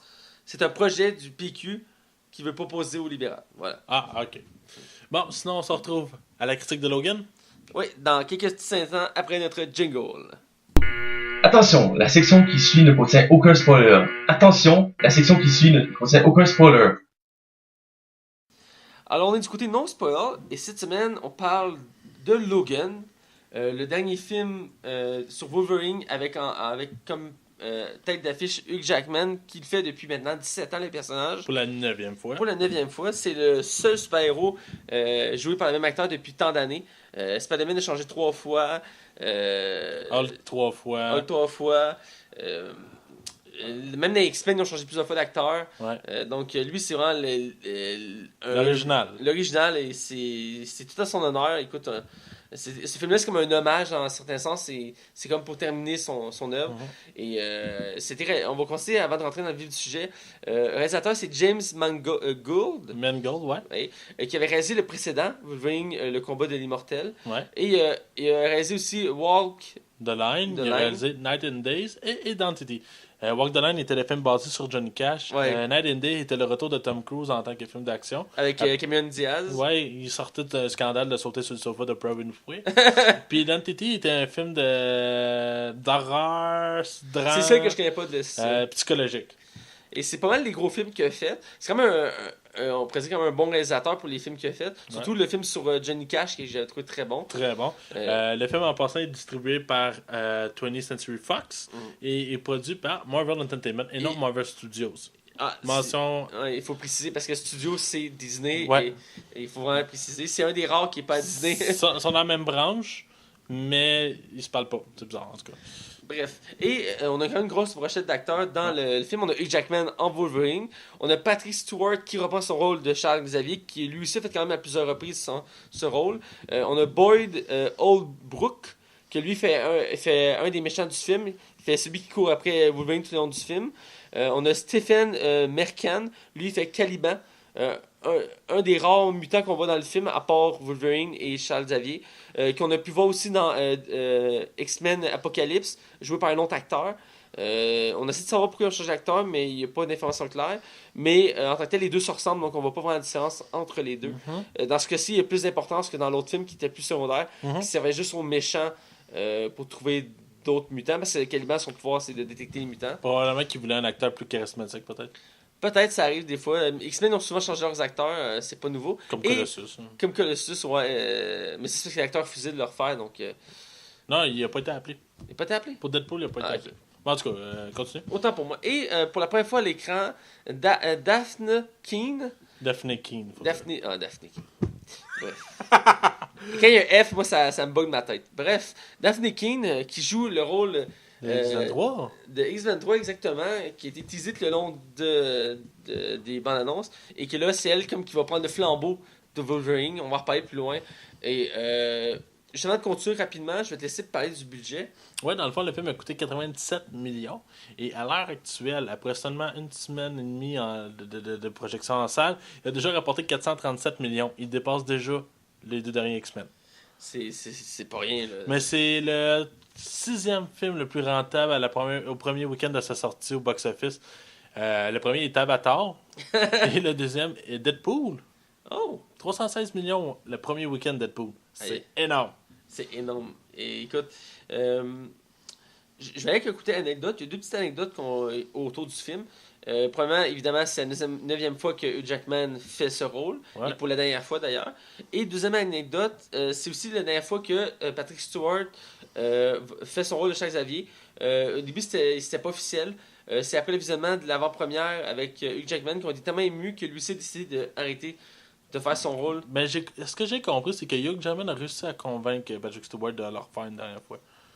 Fait que c'est parce qu'ils sont devenus amis sur les plateaux, Ouais. puis ça fait 17 ans qu'ils se voient. Alors, je trouve ça cool. Ouais, c'est vraiment cool. Il aurait pu continuer, Charles Xavier, mais Ben, il est pas jeune, pareil, Patrick Stewart. Il est dans 70 ans, là. il a 90 ans.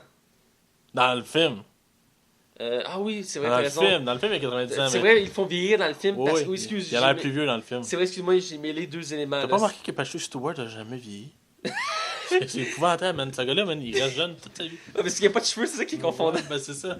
Ouais. Ben, en tout cas, bref. Ça, c'est pour le squelette du film. Pour le film en tant que tel, Logan, ben, c'est la suite du troisième film. C'est le troisième dans le fond, de la trilogie de Wolverine, mais c'est aussi on peut appeler ça la fin de l'univers des X-Men, dans le sens que c'est aussi la suite de Day of Future Past. C'est pas Apocalypse? Il suit pas tout de suite après Apocalypse? Oui. Non, il suit pas après Apocalypse. Ok, je suis mêlé un peu dans la... Est-ce que c'est pas Parce que évident, hein, les X-Men? Ouais, c'est très mêlant. Pour ceux qui comprennent pas, il existe beaucoup de schémas et de théories avec de la physique quantique et tout ça pour expliquer. Ouais. C'est pas évident, on me pose souvent la question. Je suis capable de faire quand même une ligne assez correcte, mais il faut couper un film en deux pour que ça se fitte, donc c'est plus ou moins compliqué. Tout ça pour dire que Day of Future Past, ça finit que ils sont dans le futur en 2023, un truc du genre. Bref.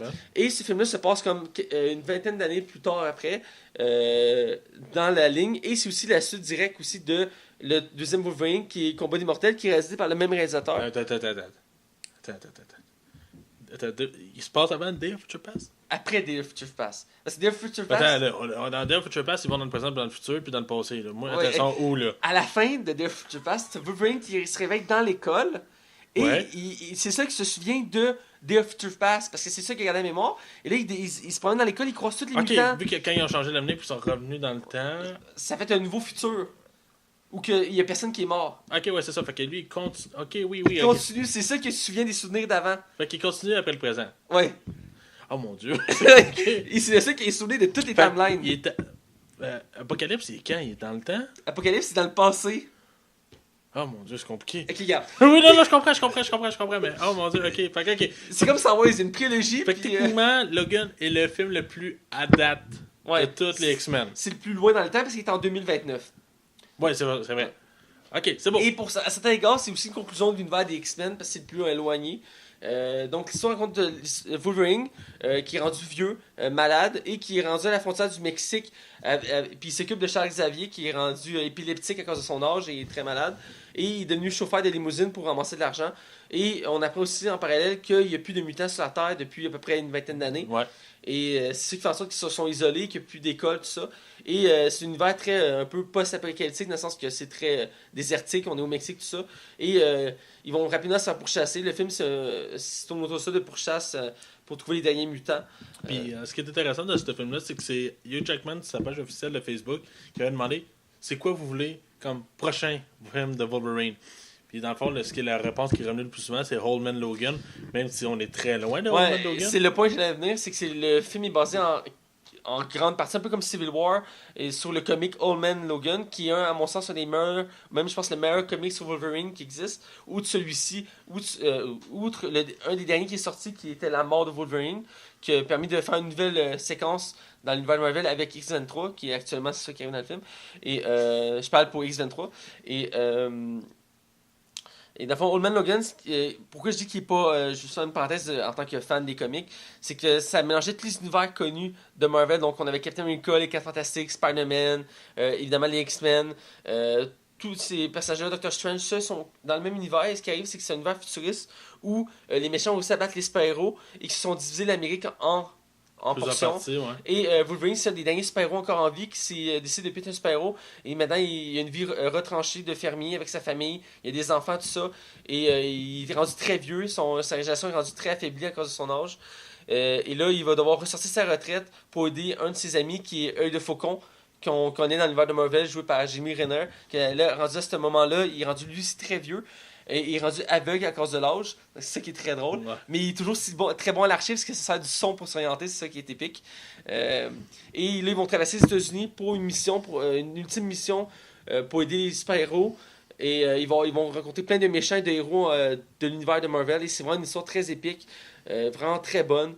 Et là, ils ont essayé de remettre un peu la saveur de ce côté-là, qui est très seul, qui se déplace. Et beaucoup de paysages, donc c'est l'essence même compris sans pouvoir prendre les éléments parce qu'évidemment Marvel, Disney contrôle tous les personnages ou presque qui existent dans l'univers.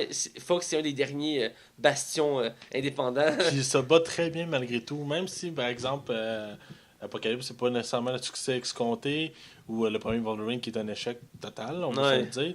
Ils sont capables de se rester à part du Marvel Studios, puis ça faut leur donner parce que autant qu'ils ont des échecs, ils ont des bons films.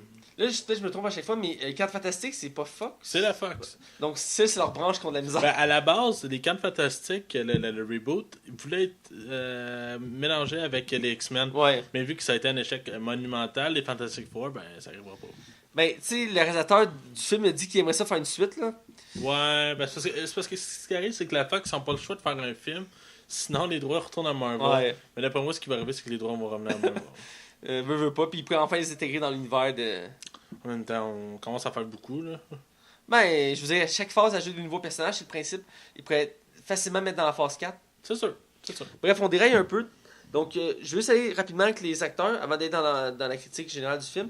Donc, qu'est-ce que tu as pensé de la dernière performance de Hugh Jackman Écoute, c'est une de ses meilleures performances en tant qu'acteur en général. Oh, ok. Je trouve que Hugh Jackman est excessivement bon dans ce rôle-là. Puis, tu sais, ça fait une couple de films qu'il fait hors des X-Men que je trouve que c'est c'est égal, c'est correct, c'est bon, ça fait un job. Mais je trouve que dans celui-là, là, son jeu d'acteur, il est irréprochable. Il est vraiment bon. Écoute, j'allais dire la même chose, c'est un jeu d'acteur excellent. J'ai vu, comme toi, dans autre chose entre-temps. Je dois dire que ses performances sont pas toujours égales. Encore moins dans le film Pan. Là. Ouais, ben Pan, ouais. Je m'attendais à... Ben, j'ai quand même aimé le film. Ah ouais, il y avait du Nirvana dans Pan. Les souvenirs, maintenant. Tu sais, ils chantent tout à mener autour d'un fossé. Ouais. Oh my god, c'est ok. Nirvana, ça. Bref, j'ai quand même aimé sa performance, même si c'était pas sa meilleure. Mais moi, ce qui m'a marqué, à part les X-Men, ce qui m'a marqué de lui, c'est son rôle dans le Prestigiateur. Ouais, c'est vrai. Avec Usain Bolt, il faisait deux magiciens qui c'est sa compétition. C'est vrai. Et- J'ai pas vu, par exemple... Comment ça... Ah, j'ai un blanc. Faudrait que j'en parle, j'ai un blanc. Ou aussi son film qui fait des combats de robots, que j'avais bien Ouais, aimé Red aussi. Steel. Que j'avais quand même aimé sa performance, qui était un peu plus en rythme en mettant... Ah non, c'est Prisoners que je voulais dire de Denis Villeneuve. Tu sais que ses enfants se font kidnapper. Oui, oui. J'ai pas vu ça encore. Et ça, faut que je l'écoute. Je me dis tout le temps, faut que je l'écoute. Je suis d'accord avec toi, faut que je le vois. Bref, tout ça pour revenir, j'avais une très bonne performance, très marquant, très touchant. On va revenir dans les scènes spoil, mais il vient nous chercher. Moi, je trouve qu'il est venu me chercher en mes tripes et j'ai senti la douleur. Mais c'est un Wolverine très différent des autres Wolverine. Hein? Ben, ils ont comme été en progression. Le premier Wolverine était pure action intense, il pouvait pas être tué. C'était juste un badass avant. C'est ça. Le deuxième, c'est le côté psychologique. Là. On voyait que, tu sais, il souffrait pas juste physiquement, mais mentalement. Il y avait aussi un passé qu'il voulait tout le temps rechercher. Et là, le troisième, c'est comme... Là, à un moment donné, tu sais, il est essoufflé, là. Ouais. Tu sais, ça fait 200 ans qu'il est sur Terre, puis on voit que ça vient le chercher, là. Il est fatigué, là. Le maquillage de Hugh Jackman, parce que Hugh Jackman, il a l'air magané là-dedans. Mais écoute, Hugh Jackman, il est pas magané tant que ça dans la vie. Il est long, scrappé, là. Il est magané. Ils ont pris là. le passoire, puis ils l'ont gratté. Tout le long du film, puis c'est de pire en pire dans le film. Puis écoute, mais le maquillage, faut que je le donne. Fuck, c'était carré. Ça, c'était... Écoute, on va en reparler. Deuxième acteur principal du film, que lui aussi, c'était pas sa première fois, Patrick Stewart, qui fait le rôle de Charles Xavier, qu'on a pu voir dans tous les films aussi, ou presque, sauf dans... Même non, on le voit dans le Combat de l'immortel, c'est vrai, à la fin. On le voit dans tous les Même dans le premier Wolverine. Ouais, dans le premier Wolverine, c'est aussi un problème de la timeline, là. Mais on le voit dans tous. Autant jeune que vieux, on le voit. Et là, il fait aussi sa ultime performance qui est, je trouvais quand même unique en son genre. Parce que là, on a un Charles Xavier qu'on n'est pas habitué de voir, qui est d'habitude, c'est tout en lui que la tête sur les épaules, si on peut dire, qui dirige, qui sait ce qu'il doit faire. Et là, il fait un Charles Xavier malade, qui a des crises d'épilepsie, qui est plus trop celui qui est, qui a même l'impression de fabuler à certains endroits. Moi, ce que je vais te dire de Patrick Stewart, écoute, j'en ai vu plusieurs films de Patrick Stewart, plus la série Star Trek, puis les films de Star Trek, puis les X-Men, puis il a fait quelques rôles à gauche, à droite, gauche puis à droite. C'est probablement son meilleur interprétation qu'il a faite de sa carrière, parce qu'il est excessivement touchant là-dedans. Puis, tu sais, dans le fond, le personnage tombe dans la folie, puis c'est pas un spoilers, ok? Ah. On le sait dans la bande-annonce, là. Puis, écoute, tu t'attaches tellement à lui, puis, tu sais, il est sénile, puis t'as de la peine, mais en même temps, tu l'aimes parce que c'est un vieux fou là-dedans. Est-ce que c'est vraiment là... Non, on l'aime pour sa folie aussi, je suis d'accord. Ben, il est plus... tu sais, il est plus coqueloun qu'il est dans les autres X-Men. C'est ça qui est bizarre de Ouais. voir Professeur Xavier comme ça. J'ai oublié, j'ai un petit bémol à dire sur, pas sur l'acteur en tant que tel, mais je sais pas si tu as remarqué, mais c'était pas sa voix habituelle. Ouais, en France. On est allé le voir en québécois. Ouais. Et dans tous les films doublés au Québec des X-Men, dont Day of Future Past, il y avait sa voix normale. Mais dans celui-là, j'ai pas regardé pourquoi, mais ils ont décidé de changer de doublage. Je sais pas si le doublage est mort ou quoi que ce soit. Ils ont changé de doublage. C'est une voix qui est Ben, pas même des... Hugh Jackman, il n'y a pas le même. Non, c'était pas le même. Non, effectivement, c'est pas le même voix. Mais il était mieux fait. Ils ont changé de doubleur, c'est vrai pour les deux. Et dans un sens, ça vient me déranger un peu. Ça passe à la limite, mais en même temps, quand on est habitué de connaître l'univers, ça vient comme déstabiliser ce qu'on a l'habitude d'entendre. Donc Ben, Hugh Jackman, comme je te le dis, ça a bien se passer, mais j'avoue que Patrick Stewart, j'avais un peu de la misère. c'est mon petit bémol sur ces deux-là. On va avec le méchant du film, si on peut l'appeler ainsi, qui est joué par un acteur qui est plus ou moins connu. Qui est mannequin dans le fond à la Ouais, base. c'est un mannequin. Que là, il fait un rôle de comme un chasseur qui est engagé par une compagnie pharmaceutique pour rattraper la fille qui est une des actrices principales du film avec Wolverine, qui est considérée comme la dernière mutante. Et là, lui, il est engagé pour la retrouver. Et là, il va croiser le chemin de Wolverine et ils vont se battre et tout ça. Qu'est-ce que t'en as pensé? Ben, écoute, le film, là, je donnerai pas d'avis général tout de suite, mais Boyd, l'acteur il s'appelle Boyd, là, ensuite, sans passer, je le trouve un peu plat, pour vrai, comme méchant. J'ai l'impression qu'il est surtout là pour avoir un méchant dans le film. Tu sais, il me faisait penser un peu à Drago Malfoy dans Harry Potter, là. Mais, tu sais, avec sa même mécanique, je sais pas pour toi, mais c'était pas autant un méchant qui m'intéressait. Sa présence me laissait plus ou moins froid. Ben, il fallait mettre un méchant contre Wolverine, puis je veux dire, c'est comme le méchant qui revient tout le long du film. Et, c'est le méchant récurrent. ouais, c'est ça, j'ai trouvé correct, mais je pense que c'est le point négatif que j'ai du film, c'est que j'ai été déçu du méchant. Mais parce que je pense que. Là, je parle à travers mon chapeau, mais je pense que c'est un choix. J'ai l'impression qu'on voulait viser Hugh Jackman puis Patrick Stewart avant tout, puis que le méchant soit secondaire pour avoir une prémisse à l'histoire. Parce que c'est mon feeling, mais. Ben, je vais en reparler dans le côté spoil. Ouais, on va revenir là-dessus. Du côté du méchant, mais bref, je dirais que c'est un peu le point négatif du film. Après, un autre des rangs mutants qu'on voit dans le film est joué par Stephen McAntee. Je pense que c'est Merchant. M-R-C-H-A-N-T. Prononce au complet? Merchant. Ok, parfait. C'est lui, cet acteur-là. Excuse-moi. C'est pas grave, des fois j'ai de la misère à prononcer. Non, c'est correct. Cet acteur-là, qui étrangement a été choisi à la place de l'autre acteur qui avait été choisi dans Apocalypse. Mm-hmm. C'est un mutant qui revient, c'est Caliban. Son pouvoir, c'est qu'il peut détecter les mutants, c'est ça sa faculté. Et, puis albinos. Il est albinos, il faut le préciser. Pas de cheveux, tout ça. Et dans ce film-là, il fait un des rangs mutants, il est secondaire dans le rôle, dans le rôle secondaire, et en quelque sorte, c'est lui qui va comme rallonger l'histoire. Ouais. Il est comme là aussi pour comme donner un peu de viande à l'histoire, pour donner comme une raison pourquoi les méchants courent après et tout ça. Je veux juste savoir qu'est-ce que tu as pensé en tant que tel. Ben écoute, il est pas, tu sais, c'est pas spoiler, il est pas là ben dans le film, il est peut-être là quoi, 15-20 minutes peut-être au max. Peut-être un peu plus, ouais. En tout cas, peu importe. Je sais pas, on dirait que j'ai comme pas d'avis. Mais il se veut un peu comme celui qui va contrer Wolverine. Ouais. Puis tu sais, qui va essayer de le rationaliser puis dire écoute, est-ce que t'es sûr de ce que tu fais là? Parce que pour ça, Xavier n'est plus en état de le faire. Ouais. Je pense qu'il était surtout là pour essayer de remettre Wolverine sur la place. Mais écoute, il est bien incarné, il est bien joué, mais je pense pas. Moi, personnellement, il m'a pas marqué là. Ben, j'ai trouvé qu'il était plus intéressant que la version qu'on a eu le droit dans Apocalypse. J'ai toujours pas vu Apocalypse, quasiment par choix, mais ouais, je sais pas. Choix. Il est sorti sur Netflix, puis je l'ai même pas écouté encore. Tu vas faire ça ce soir avant de te coucher. Ben, j'ai l'école demain. Je m'en fous de l'école. Ouais, Tu as dit que t'es pas obligé d'aller à l'école demain. Je sais, mais les C'est trop études, des- c'est tellement. Arrête de trouver des Tu veux excuses. cette belle lampe? Tu m'as acheté une belle lampe pour ma fête, je suis encore content. Bref, on va t'acheter le film en DVD, tu vas devoir l'écouter. Ok, tu as posé que la performance d'Apocalypse, qui est encore plus courte que dans ce film-là, je peux te dire tout ça, c'est... Ok, il y a rien que de passage dans Apocalypse. Il y a genre une scène, Ok, c'est peut-être pour ça. et est quand même importante la scène, mais on voit un peu c'est qui, mais là il est un peu plus développé, c'est ça que j'ai aimé, il est un peu plus... on comprend un peu plus c'est qui. Que dans l'autre film, il est pitché, on a moins le temps d'évaluer c'est qui, on sait pas, ceux qui connaissent pas l'univers d'X-Men ne savent pas c'est qui, donc ça va très vite, que là il est un peu plus développé, j'ai aimé ça pour ça. En termes d'acteurs, je dirais que j'ai pas vu la différence entre les deux. Je trouve que les deux étaient pas mal similaires en termes de performance. Puis je vais aller avec un dernier acteur, actrice dans ce cas-ci, parce qu'il y a des femmes dans le film, il faut le Ouais, préciser. parce qu'on disait que des hommes, mais il y a beaucoup Qui- plus d'hommes, par exemple. Qui est dans le fond la relève de Wolverine, qui est le personnage de X-23, qui est joué ici par Daphne Keane. Ouais, et qu'est-ce qui était intéressant par rapport à X-23? Elle était rejetée. C'est un personnage qui a été créé originalement dans le dessin animé des années 2000 de X-Men. Oui, C'est ça. Après, bien là, même pas d'une bande dessinée. c'est un des rares cas de personnage qui a été créé dans un dessin animé avant des BD et qui a été populaire. C'est quoi, c'est elle puis Harley Quinn, c'est ça?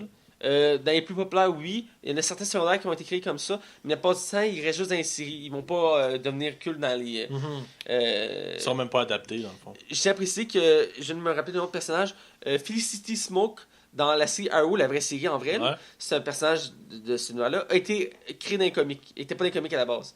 Ok. Et il était tellement populaire qu'ils l'ont fait. Et aussi, Ok, elle apparaît dans Arrow, puis ils l'ont créé dans la bande ouais, c'est un personnage principal dans Arrow qui n'existait pas dans les comics. Ok. Et là, ils l'ont ajouté dans les comics. Et un autre personnage, ça peut paraître banal, mais Lionel Luthor, le père de Lex Luthor, c'était pas dans les comics vraiment. Il était là, il était aussi comme toujours mort.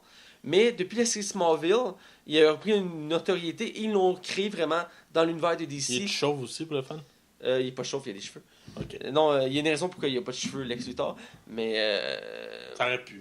Non, mais vu qu'il est devenu populaire, ils ont mis le père de Lex Luthor dans l'univers d'ici, avec la même personnalité, tout ça. Ça arrive des fois. Et souvent, c'est des bons choix, comme Harley Quinn ou, dans ce cas-ci, X-23. Par exemple, X-23 dans la série est pas mal plus vieille. Oui. Elle est en début vingtaine, je veux dire. Je pense que c'est un choix scénaristique Ouais, dans le c'est sens qu'ils purement scénaristique. veulent l'exploiter.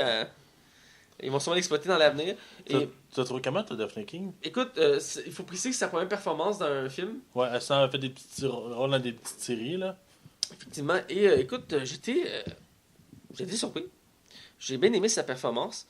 Les scènes de combat, ils m'ont surpris. Je m'attendais pas à que ce soit aussi violent. C'est très violent, hein, pour Ah, écoute, X-Men, là. C'est un des plus violents, sans l'enlève Deadpool, là. C'est, à part Deadpool, c'est plus violent. Et C'est même encore plus violent que Deadpool, je trouve, à certaines parts. Parce qu'aux États-Unis, il est 16 ans et plus, hein. Ouais. Il est pas, ici, il est 13 ans, mais là-bas... c'est une violence pure. Tu sais, faut dire que même elle, dans ses scènes, il y a beaucoup de ça. C'est très violent, très agressif. Elle parle pas beaucoup. Mhm. Ça, faut le préciser. Mais son jeu d'acteur est axé sur sa mimique, puis aussi sur ses scènes d'action.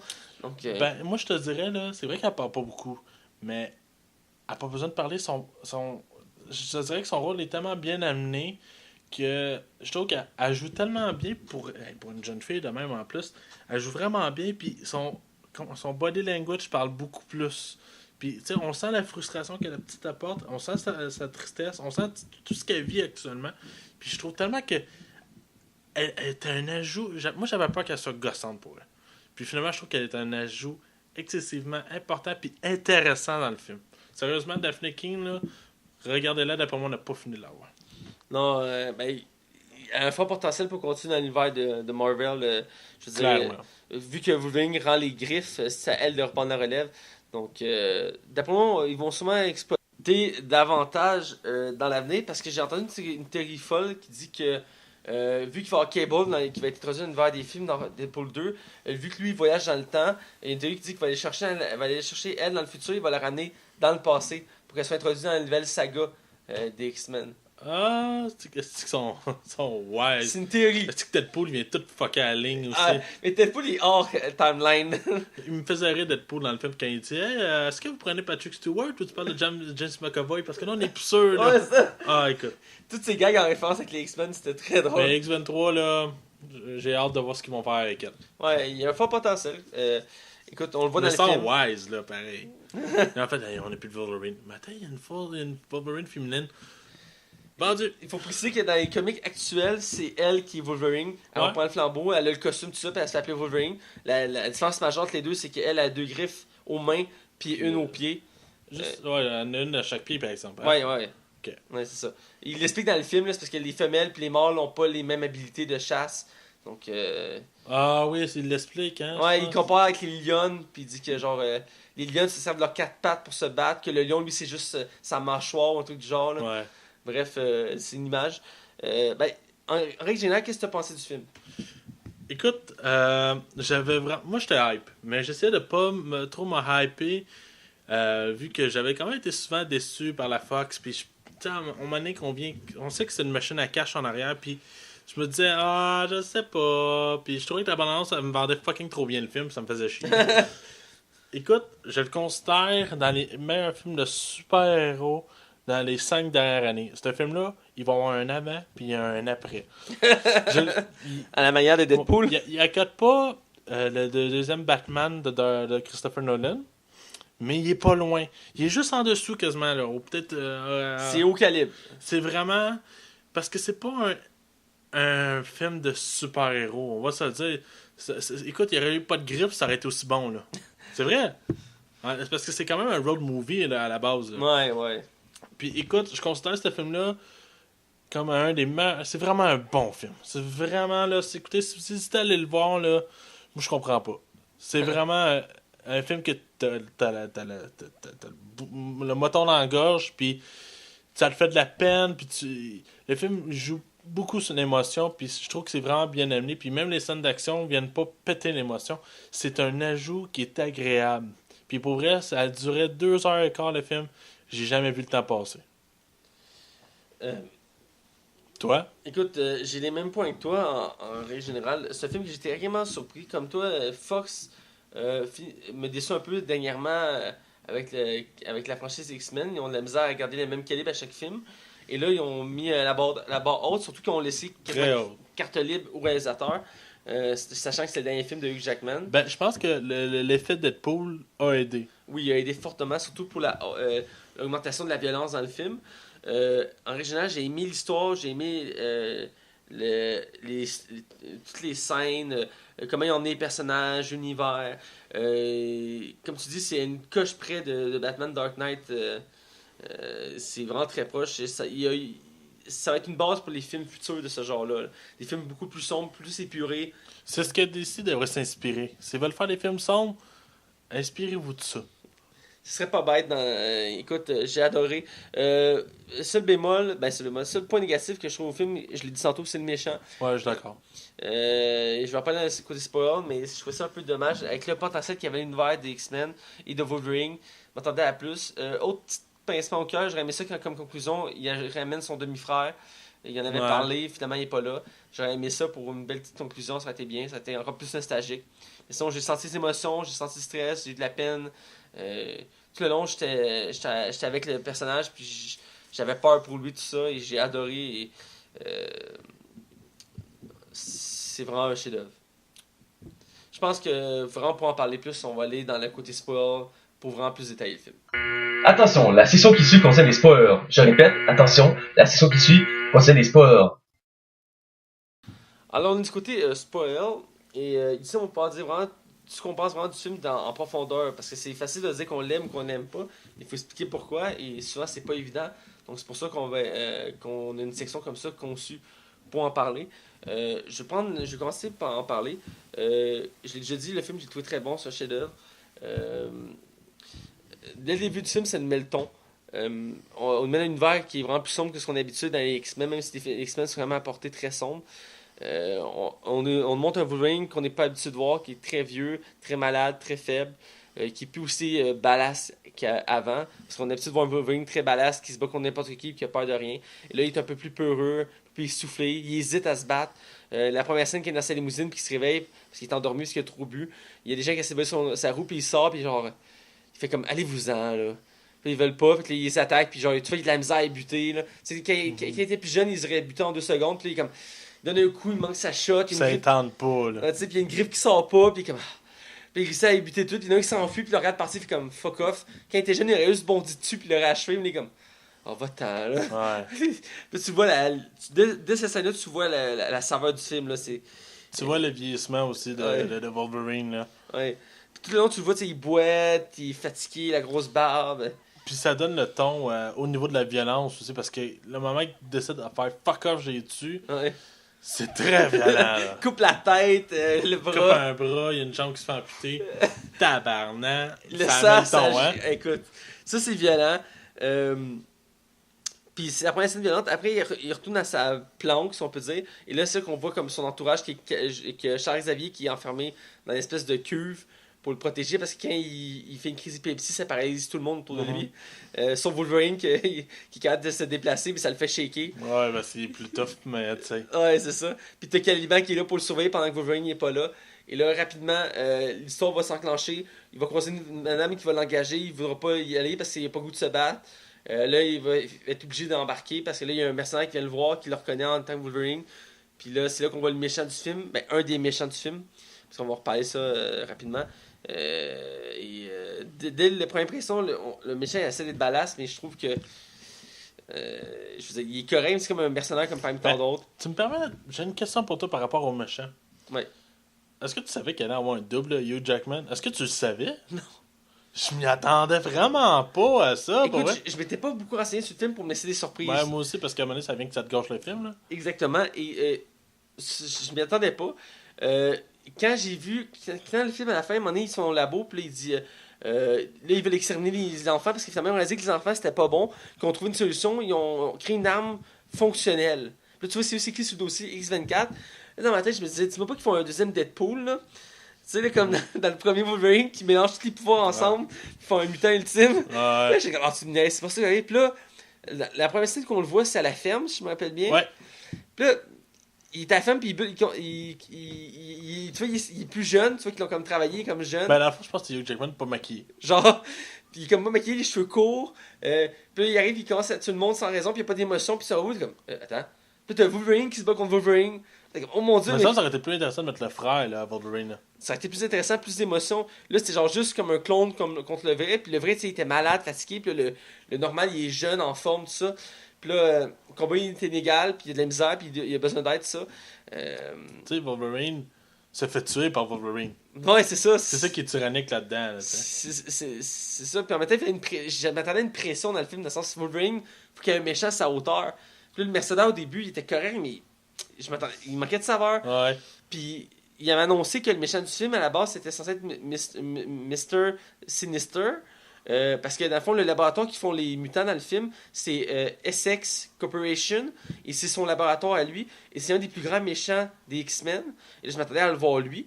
Et finalement, c'est un scientifique qui est le fils d'un scientifique c'est lui qui a donné les griffes. Qui est banal. Là. Ouais. Et que, dans le fond, il veut juste créer une nouvelle race de mutants qui contrôle. Parce qu'on apprend, dans le fond, qu'il crée un virus qui fait en sorte qu'il n'y ait plus de mutants.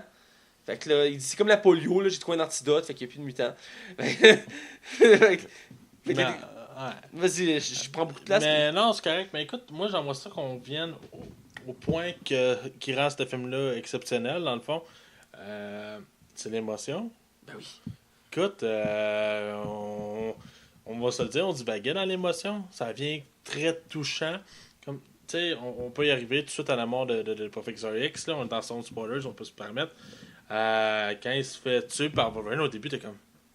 Ben voyons, on voit que c'est Wolverine qui le tue. Finalement, t'apprends que c'est le double. Ouais. Mais quand Logan prend le professeur Xavier puis qu'il l'amène dans le pick-up puis qu'il te le met sur la boîte, t'es comme... Oh non, pas ça là. Ça se peut pas. Puis juste avant, le personnage expliquait à quel point il était heureux puis qu'il disait qu'il avait fait une belle vie puis qu'il avait accompli beaucoup de choses puis qu'il croyait en lui. Puis, tu sais, c'était... Oh Je sais pas si t'avais fait le lien avec X-Men 3 ou qui meurt aussi dans le film. X-Men 2, X-Men 3, bref. C'est X-Men 3, ouais, c'est X-Men 3. Non, j'ai pas fait de lien. Parce qu'il meurt dans le 3, Ouais. X-Men 3, et oui, il est encore là. Parce qu'il y a une scène ingénierie qui a fait une fois qui explique pourquoi. Mais ça m'a rappelé, ça m'a rendu nostalgique, parce que je me rappelais de la scène, que j'avais reçu la même émotion, même si c'était un peu moins intense, dans le sens de le voir mourir, puis t'es comme, ben non, il peut pas mourir, il est comme central, tu sais. Puis là, il est vieux, tout ça, puis t'es comme, il meurt encore. C'est venu me toucher, là, tu sais, c'était profond. Pis... Ben, je trouve que c'était mieux apporté que X-Men 3. Là. Puis, ouais, c'est beaucoup mieux apporté. Puis le deuxième parallèle, c'est quand il est à la ferme. Ça me rappelait aussi le moment dans le premier Wolverine, quand il est à une ferme. Oui, moi aussi j'ai pensé Puis là, à ça. quand la ferme est brûlée, tout ça, puis il s'enfuit, puis il rattrape l'agent Zéro. Puis il dit c'était des gens bien, ils méritaient pas de mourir, puis là, il laisse crever, puis il s'en va.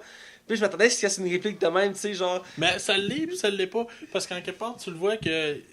Ou que le personnage de Wolverine qui se décalisse encore plus, c'est que même quand il est pas là, il fait du mal autour de lui. Déjà qu'il culpabilise de tout le monde qui est mort autour de lui, ça le rend encore plus genre vulnérable, je trouve. Puis tu vois que ça le pèse dans sa tête, puis tu vois aussi que. Parce qu'on dit que c'était lié à tous les autres films. Puis tu vois, ça pèse, il y a une tête lourde parce que c'est le seul qui se souvient de tous les événements, de tous les films. Parce qu'il était là dans tout. Ouais, fait tu sais, tu le vois qu'il y a du vécu, là, tu le vois. Ça a été lourd, puis ça a été tough, puis... Ils ont laissé quelques petits clins d'œil pour qu'on le voit. Entre autres, dans sa planque, au début du film, à un moment donné, tu peux voir un katana. Son katana à lui. Ah, pour rapport aux deux. Ouais, qui est accroché au plafond comme souvenir parce qu'il les ramène avec lui. Et c'est un petit clin d'œil. Puis il y a plusieurs petits clins d'œil comme ça, j'ai pas pu toutes les noter. Mais celui-là, il m'a marqué, puis ça m'a rappelé le deuxième film. Mais c'est pour montrer que tout est lié, tu sais. Ouais. Puis... Écoute, je reprends de la place, mais... Non, c'est correct, mais écoute, puis j'ai aimé la relation entre Daphné, X-23 puis Wolverine. Plus que le film avance, plus qu'il vient un attachement, puis plus qu'il devient un rôle de père face à X-23. Puis tu le vois qu'il s'attache, puis qui même au début, il est comme je vais m'en débarrasser, je m'en calisse d'elle. Puis finalement, il veut pas tant que ça, tu sais. Ouais. Puis plus que ça avance, plus qu'il y a un attachement, puis quand elle commence à parler, la petite, tu le sens que. Tu sais, puis écoute, la scène que justement il va enterrer Professeur Xavier sur le bord de l'eau, tu sais, puis qui commence à brailler, puis tu sais, un Wolverine qui braille, on n'a pas vu ça dans aucun film, à part une fois, je pense, par rapport à la mort de Phoenix. Ouais. Autrement, il pleure rarement. Puis c'est tellement. Il joue tellement bien, Hugh Jackman. T'as un pincement parce que tu sais que Professeur Xavier ne reviendra plus. Là, tu le sais en plus. Il y a comme un contexte en plus du film. Tu sais, comme le deuxième Batman, le Joker prend tout un autre sens vu qu'il est mort en plus. Ouais, ben. C'est le même effet, je pense, que ça fait ici. C'est le genre de personnage qui nous manque, là. Mais tu sais, il marche dans le char juste un peu après. T'es en crise pour lui. Ouais. T'es fâché, puis tu le comprends pourquoi il pêche dans le char. Puis tu sais, ça aurait pu être drôle, mais en bout de ligne, ça l'est même pas. Parce que c'est un Wolverine qui est magané, puis qui est brûlé, puis qui en a On le plein ressent. cul. Je veux juste aller à la fin, je veux Ouais, juste un vas-y. bon à la fin. Quand il est comme dans le Eden, là, la place de paix des mutants, avant qu'ils partent pour la frontière canadienne. Ok, ouais, en haut de la montagne, là. Puis là, il est comme tanné, il est fatigué de ça, puis il fait comme savoir qu'il peut se débrouiller sans lui. Puis là, ils partent sans lui. Puis il sort dehors, puis il est debout, puis il est full magané, puis il fait craquer, tout ça. Puis là, Il a dormi 2 jours en plus. ouais, il a dormi 2 jours, puis il regarde le télescope, puis il voit les camions arriver, puis tu vois, il est comme du souper, puis comme. Puis il fait ok, fuck off, il rentre, pogne la potion, il ressort, il se pique au complet avec, puis il charge, puis tu vois, il court, puis là, il est soufflé, puis il traverse la forêt, puis là, non, au début, il l'a pas pris, il court, puis il est essoufflé. Puis à un moment donné, il s'accote, il fait comme, ok, j'y arriverai pas. Puis il sort la potion, puis il se pique, il fait comme. On le sait, là, avec sa dernière scène. Il est comme, ok, là, c'est the final. Là. En plus, ils disent, il faut pas qu'ils prennent tout, sinon ça va le tuer. Puis il fait fuck off, il s'injecte tout ça, puis il court, puis il commence à buter le monde. Puis tu vois, on revoit sa jeunesse. Tu sais, on revoit Ballas. Ouais. Il commence à décapiter tout le monde, à couper tout le monde. Puis il reprend le dessus, puis là, t'as X24 qui arrive, là. Là, il commence à s'en péter la gueule, puis là, tu fais comme, ok, là, c'est la fin, là. Il essaie de le combattre, mais il est pas capable, puis il se fait transpercer. Puis il est plein de sang, puis t'es comme, non! Non, tu peux pas mourir. Mais je m'attendais pas qu'il meure comme ça. C'est niaiseux, je savais pas comment il allait mourir. Ouais. Mais là-dedans, je m'attendais pas qu'il meure de cette façon-là. Puis écoute, je trouve que c'est correct, là. En plus, c'est pas. Non, c'est ça, puis en même temps, Mais- il tue son. Est-ce que t'as eu la même surprise que moi? On va se le dire, là. Hugh Jackman meurt, Wolverine meurt. Ouais. Il est enterré entre des pierres, c'est correct. Puis t'as la petite qui pleure, c'est correct. C'est pas ça que je veux en venir. Est-ce que tu pensais que le film coupait là? Non. Je m'attendais qu'il y ait une petite scène après qu'on voit où ils vont s'en aller les jeunes, puis ça finisse là, genre. Ça laisse en suspens, c'est vraiment une fin comme. Il va y avoir autre chose après, mais tu sais. Puis juste un petit élément, je veux négliger. Quand il rencontre le scientifique, on le voit juste à la fin, le fameux scientifique, qui vient le voir, il dit on se connaît pas, mais mon père travaille sur le projet X, c'est à cause de lui que t'as tes griffes. Il fait c'est à cause de toi, c'est à cause de lui que j'ai ce poison-là, en montrant ses griffes. Puis ça, c'est une référence au fait, puis dans Old Man Logan, il en parle, c'est que pourquoi il est malade, c'est le métaux. Le métal sur ses os empêche sa régénération. Ok. Parce qu'à un moment donné dans les comics, parenthèse comme ça, il va réaliser ça à un moment donné dans les comics que le métal, ça brime sa mutation. Et pour l'aider à aller mieux, parce qu'il va commencer à vieillir en accéléré, il va être plus capable de se régénérer, comme dans le film, il est plus capable de se régénérer correctement. Magneto dans les comics va réussir à y extraire l'adamantium au prix de quasiment sa vie. Il va tomber dans le coma et il va pouvoir récupérer sa mutation vraiment correcte et se régénérer. Et dans Old Man Logan, il en parle aussi, il dit si ce serait pas de ce métal-là, je serais encore en parfaite santé. Ça vient affecter mes pouvoirs. Puis il dit juste une phrase, mais moi je l'ai retenu. Il dit c'est à cause de toi que j'ai ce poison-là. Puis il monte ses griffes. Puis c'est venu me chercher parce qu'ils ont gardé cet élément-là des comics. C'est un petit élément, mais C'est que révélateur. toi, tu le sais, moi, tu sais, moi je l'ai même pas remarqué, mais tu sais, pour toi, c'est le fun que le clin d'œil soit là. Ouais. Est-ce que tu savais que X-Ventro était la fille de Logan? Oui. Parce que je pensais que c'était juste un produit scientifique qui Ben, a inspiré Logan. Ils disent que c'est sa fille, mais c'est son clone. Ouais, c'est ça. Ben, non, ils ont pris ses gènes. Ouais, mais Parce que dans le fond, quand Wolverine. ils ont pris ses gènes, ils l'ont injecté à une femme, puis ils ont fait un enfant. Ouais, Non, bon. Techniquement, il n'est pas directement le père. Ouais. Bon, mais oui, c'est sa fille. Dans les comics, Wolverine a un fils puis une fille. Mais sa fille se considère comme un clone. Donc c'est X-23. Et il y a un fils qui s'appelle Draken. Que lui a 3 griffes, mais il y en a 2 en haut de sa main et une En dessous. en En dessous dessous du poignet, En dessous du poignet, voilà. Contrairement à X-23 qui en a 2 en haut puis un à chacun de ses pieds. Donc c'est la différence. Mais X-23 est plus connu que son fils. Mais oui, je savais que c'était sa fille, mais il clone. Dans les comics, c'est un clone. Là, c'est amené un petit peu différemment. C'est comme lui le père plus ou moins directement parce qu'ils ont pris une mère puis ils ont enfanté tout ça. Mais oui, je savais. Puis toi, pour finir dans le fond, parce que je pense qu'après ça on va faire le tour, t'as trouvé comment la relation Patrick Stewart et Hugh Jackman? J'ai bien aimé, ça faisait comme Je veux mentionner une scène, puis tu me Ouais. parles, ok? Je veux que tu m'expliques, mais quand ils sont allés manger, ils mangent tout autour de la table. Ouais, vas-y, je t'écoute. Quand je suis autour de la table. Oups, Quand ils vont chez le couple avec les chevals. Oui, oui, oui. Bon, ben je veux savoir comment s'est passé la relation, puis cette scène-là. Ok, j'ai beaucoup aimé cette scène-là. On a comme l'impression que c'est comme une famille. Je parle pas de la famille qui est là, mais Hugh Jackman, Wolverine, Charles Xavier, puis X-23. On voit que c'est comme une famille parce que voyons, Charles Xavier se fait passer pour le grand-père, puis Wolverine le père, puis elle c'est sa fille. Puis il y a comme une chimie qui se fait entre les trois, puis c'est très amical, puis ils font des gags, tout ça. C'est très drôle. J'ai bien aimé la relation entre les deux. Même au début du film, on voit comme s'inverser. Avant, c'était comme Wolverine, c'était comme l'élève, puis Charles Xavier le professeur. Puis là, c'est comme, vu que Charles Xavier est trop vieux, c'est comme inversé. C'est comme Wolverine qui est rendu le professeur, puis lui, c'est l'inverse, puis c'est lui qui le reprend à l'autre. Parce que, tu sais, Charles Xavier dit, oh, je suis correct, je peux sortir, j'ai pas besoin de ces médicaments-là, ça va aller, je contrôle mes pouvoirs. Puis là, Wolverine dit, non, prends tes médicaments, c'est important. Puis il est comme. Ben, écoute, moi, j'ai peu de défauts à donner au film, mais il y a peut-être une chose qui m'a agacé, puis c'est bon que tu t'en vas vers là, parce que au début du film, Professeur Xavier est très sénile, très niaiseux même, à la limite, puis il crie, puis même s'il prend sa médication, à la limite, la médication, ça a juste à le canter. Puis il y a une phrase, par exemple, qui m'a vraiment fait mal au cœur, il dit « T'attends juste que je meure. » J'ai vraiment fait comme « Ah, fuck, ouais. Il y a comme un amour dans le sens que Wolverine l'a comme enfermé là pour pas qu'il fasse de dégâts. Parce qu'ils le disent à plusieurs fois dans le film, ils disent que il compare Charles Xavier à une bombe nucléaire. Ben, ça l'est, parce que dans le fond, toutes les fois qu'il pète une coche, tout le monde est comme. Pas capable de bouger. Mais pour revenir au reproche que j'ai à faire, c'est que justement, c'est ça, au début, il est très sénile, très clown. Puis à partir du 2 tiers du film, il revient normal, puis il n'est plus un problème, puis il prend pas sa médication. Là. Fait que j'ai l'impression qu'ils ont comme twisté sa façon de penser un peu.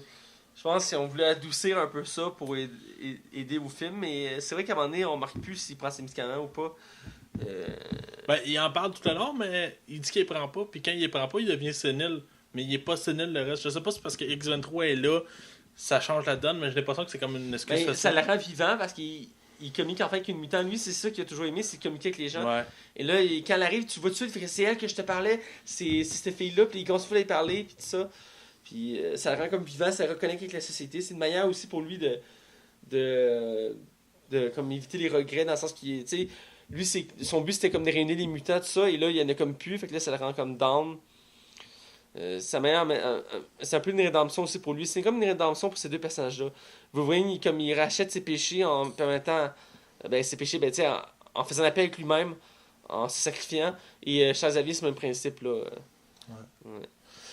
Sinon, t'as-tu pas ta note, toi? Écoute, j'allais te relancer la question. Écoute, je te laisse aller. Quelle note tu lui donnes? Dis-moi pas que tu donnes un 2 là. Je donne un 1.5. Écoute, le film a tellement de gros défauts. Non, sérieusement, là, T'étais super bien c'est convaincu. un des meilleurs films de super-héros qu'on a eu. Puis comme je disais, on va avoir un avant puis un après.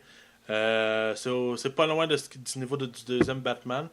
Je donne un 4 sur 5, sans problème. Écoute, j'hésite pas, c'est vraiment bon. Peut-être pas digne d'un Oscar nécessairement, mais ça prouve que les films de super-héros peuvent prendre ça au sérieux puis qu'il y a moyen de faire de quoi d'intéressant que ça. Toi, combien tu donnes? Écoute, on se ressemble beaucoup à une note récemment. C'est vrai, hein?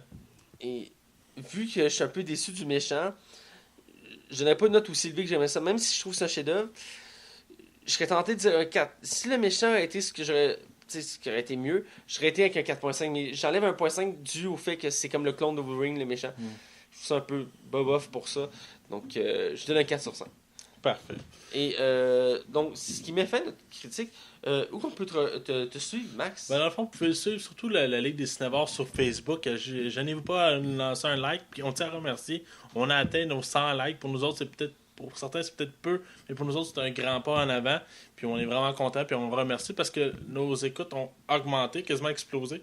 On est sur le cul. On vous remercie d'être là à chaque semaine. Sinon, c'est ça. Vous pouvez suivre la Ligue des Cinévores sur Facebook ou sur Twitter, @Ligue Cinévore. Vous pouvez suivre sur YouTube, DJ Pod. RZO, je vous le recommande fortement. Et c'est pas mal tout. Toi, Mathieu, qu'on peut te suivre? On peut me suivre sur mon Facebook, Mathieu Bain-Prévost, tout simplement.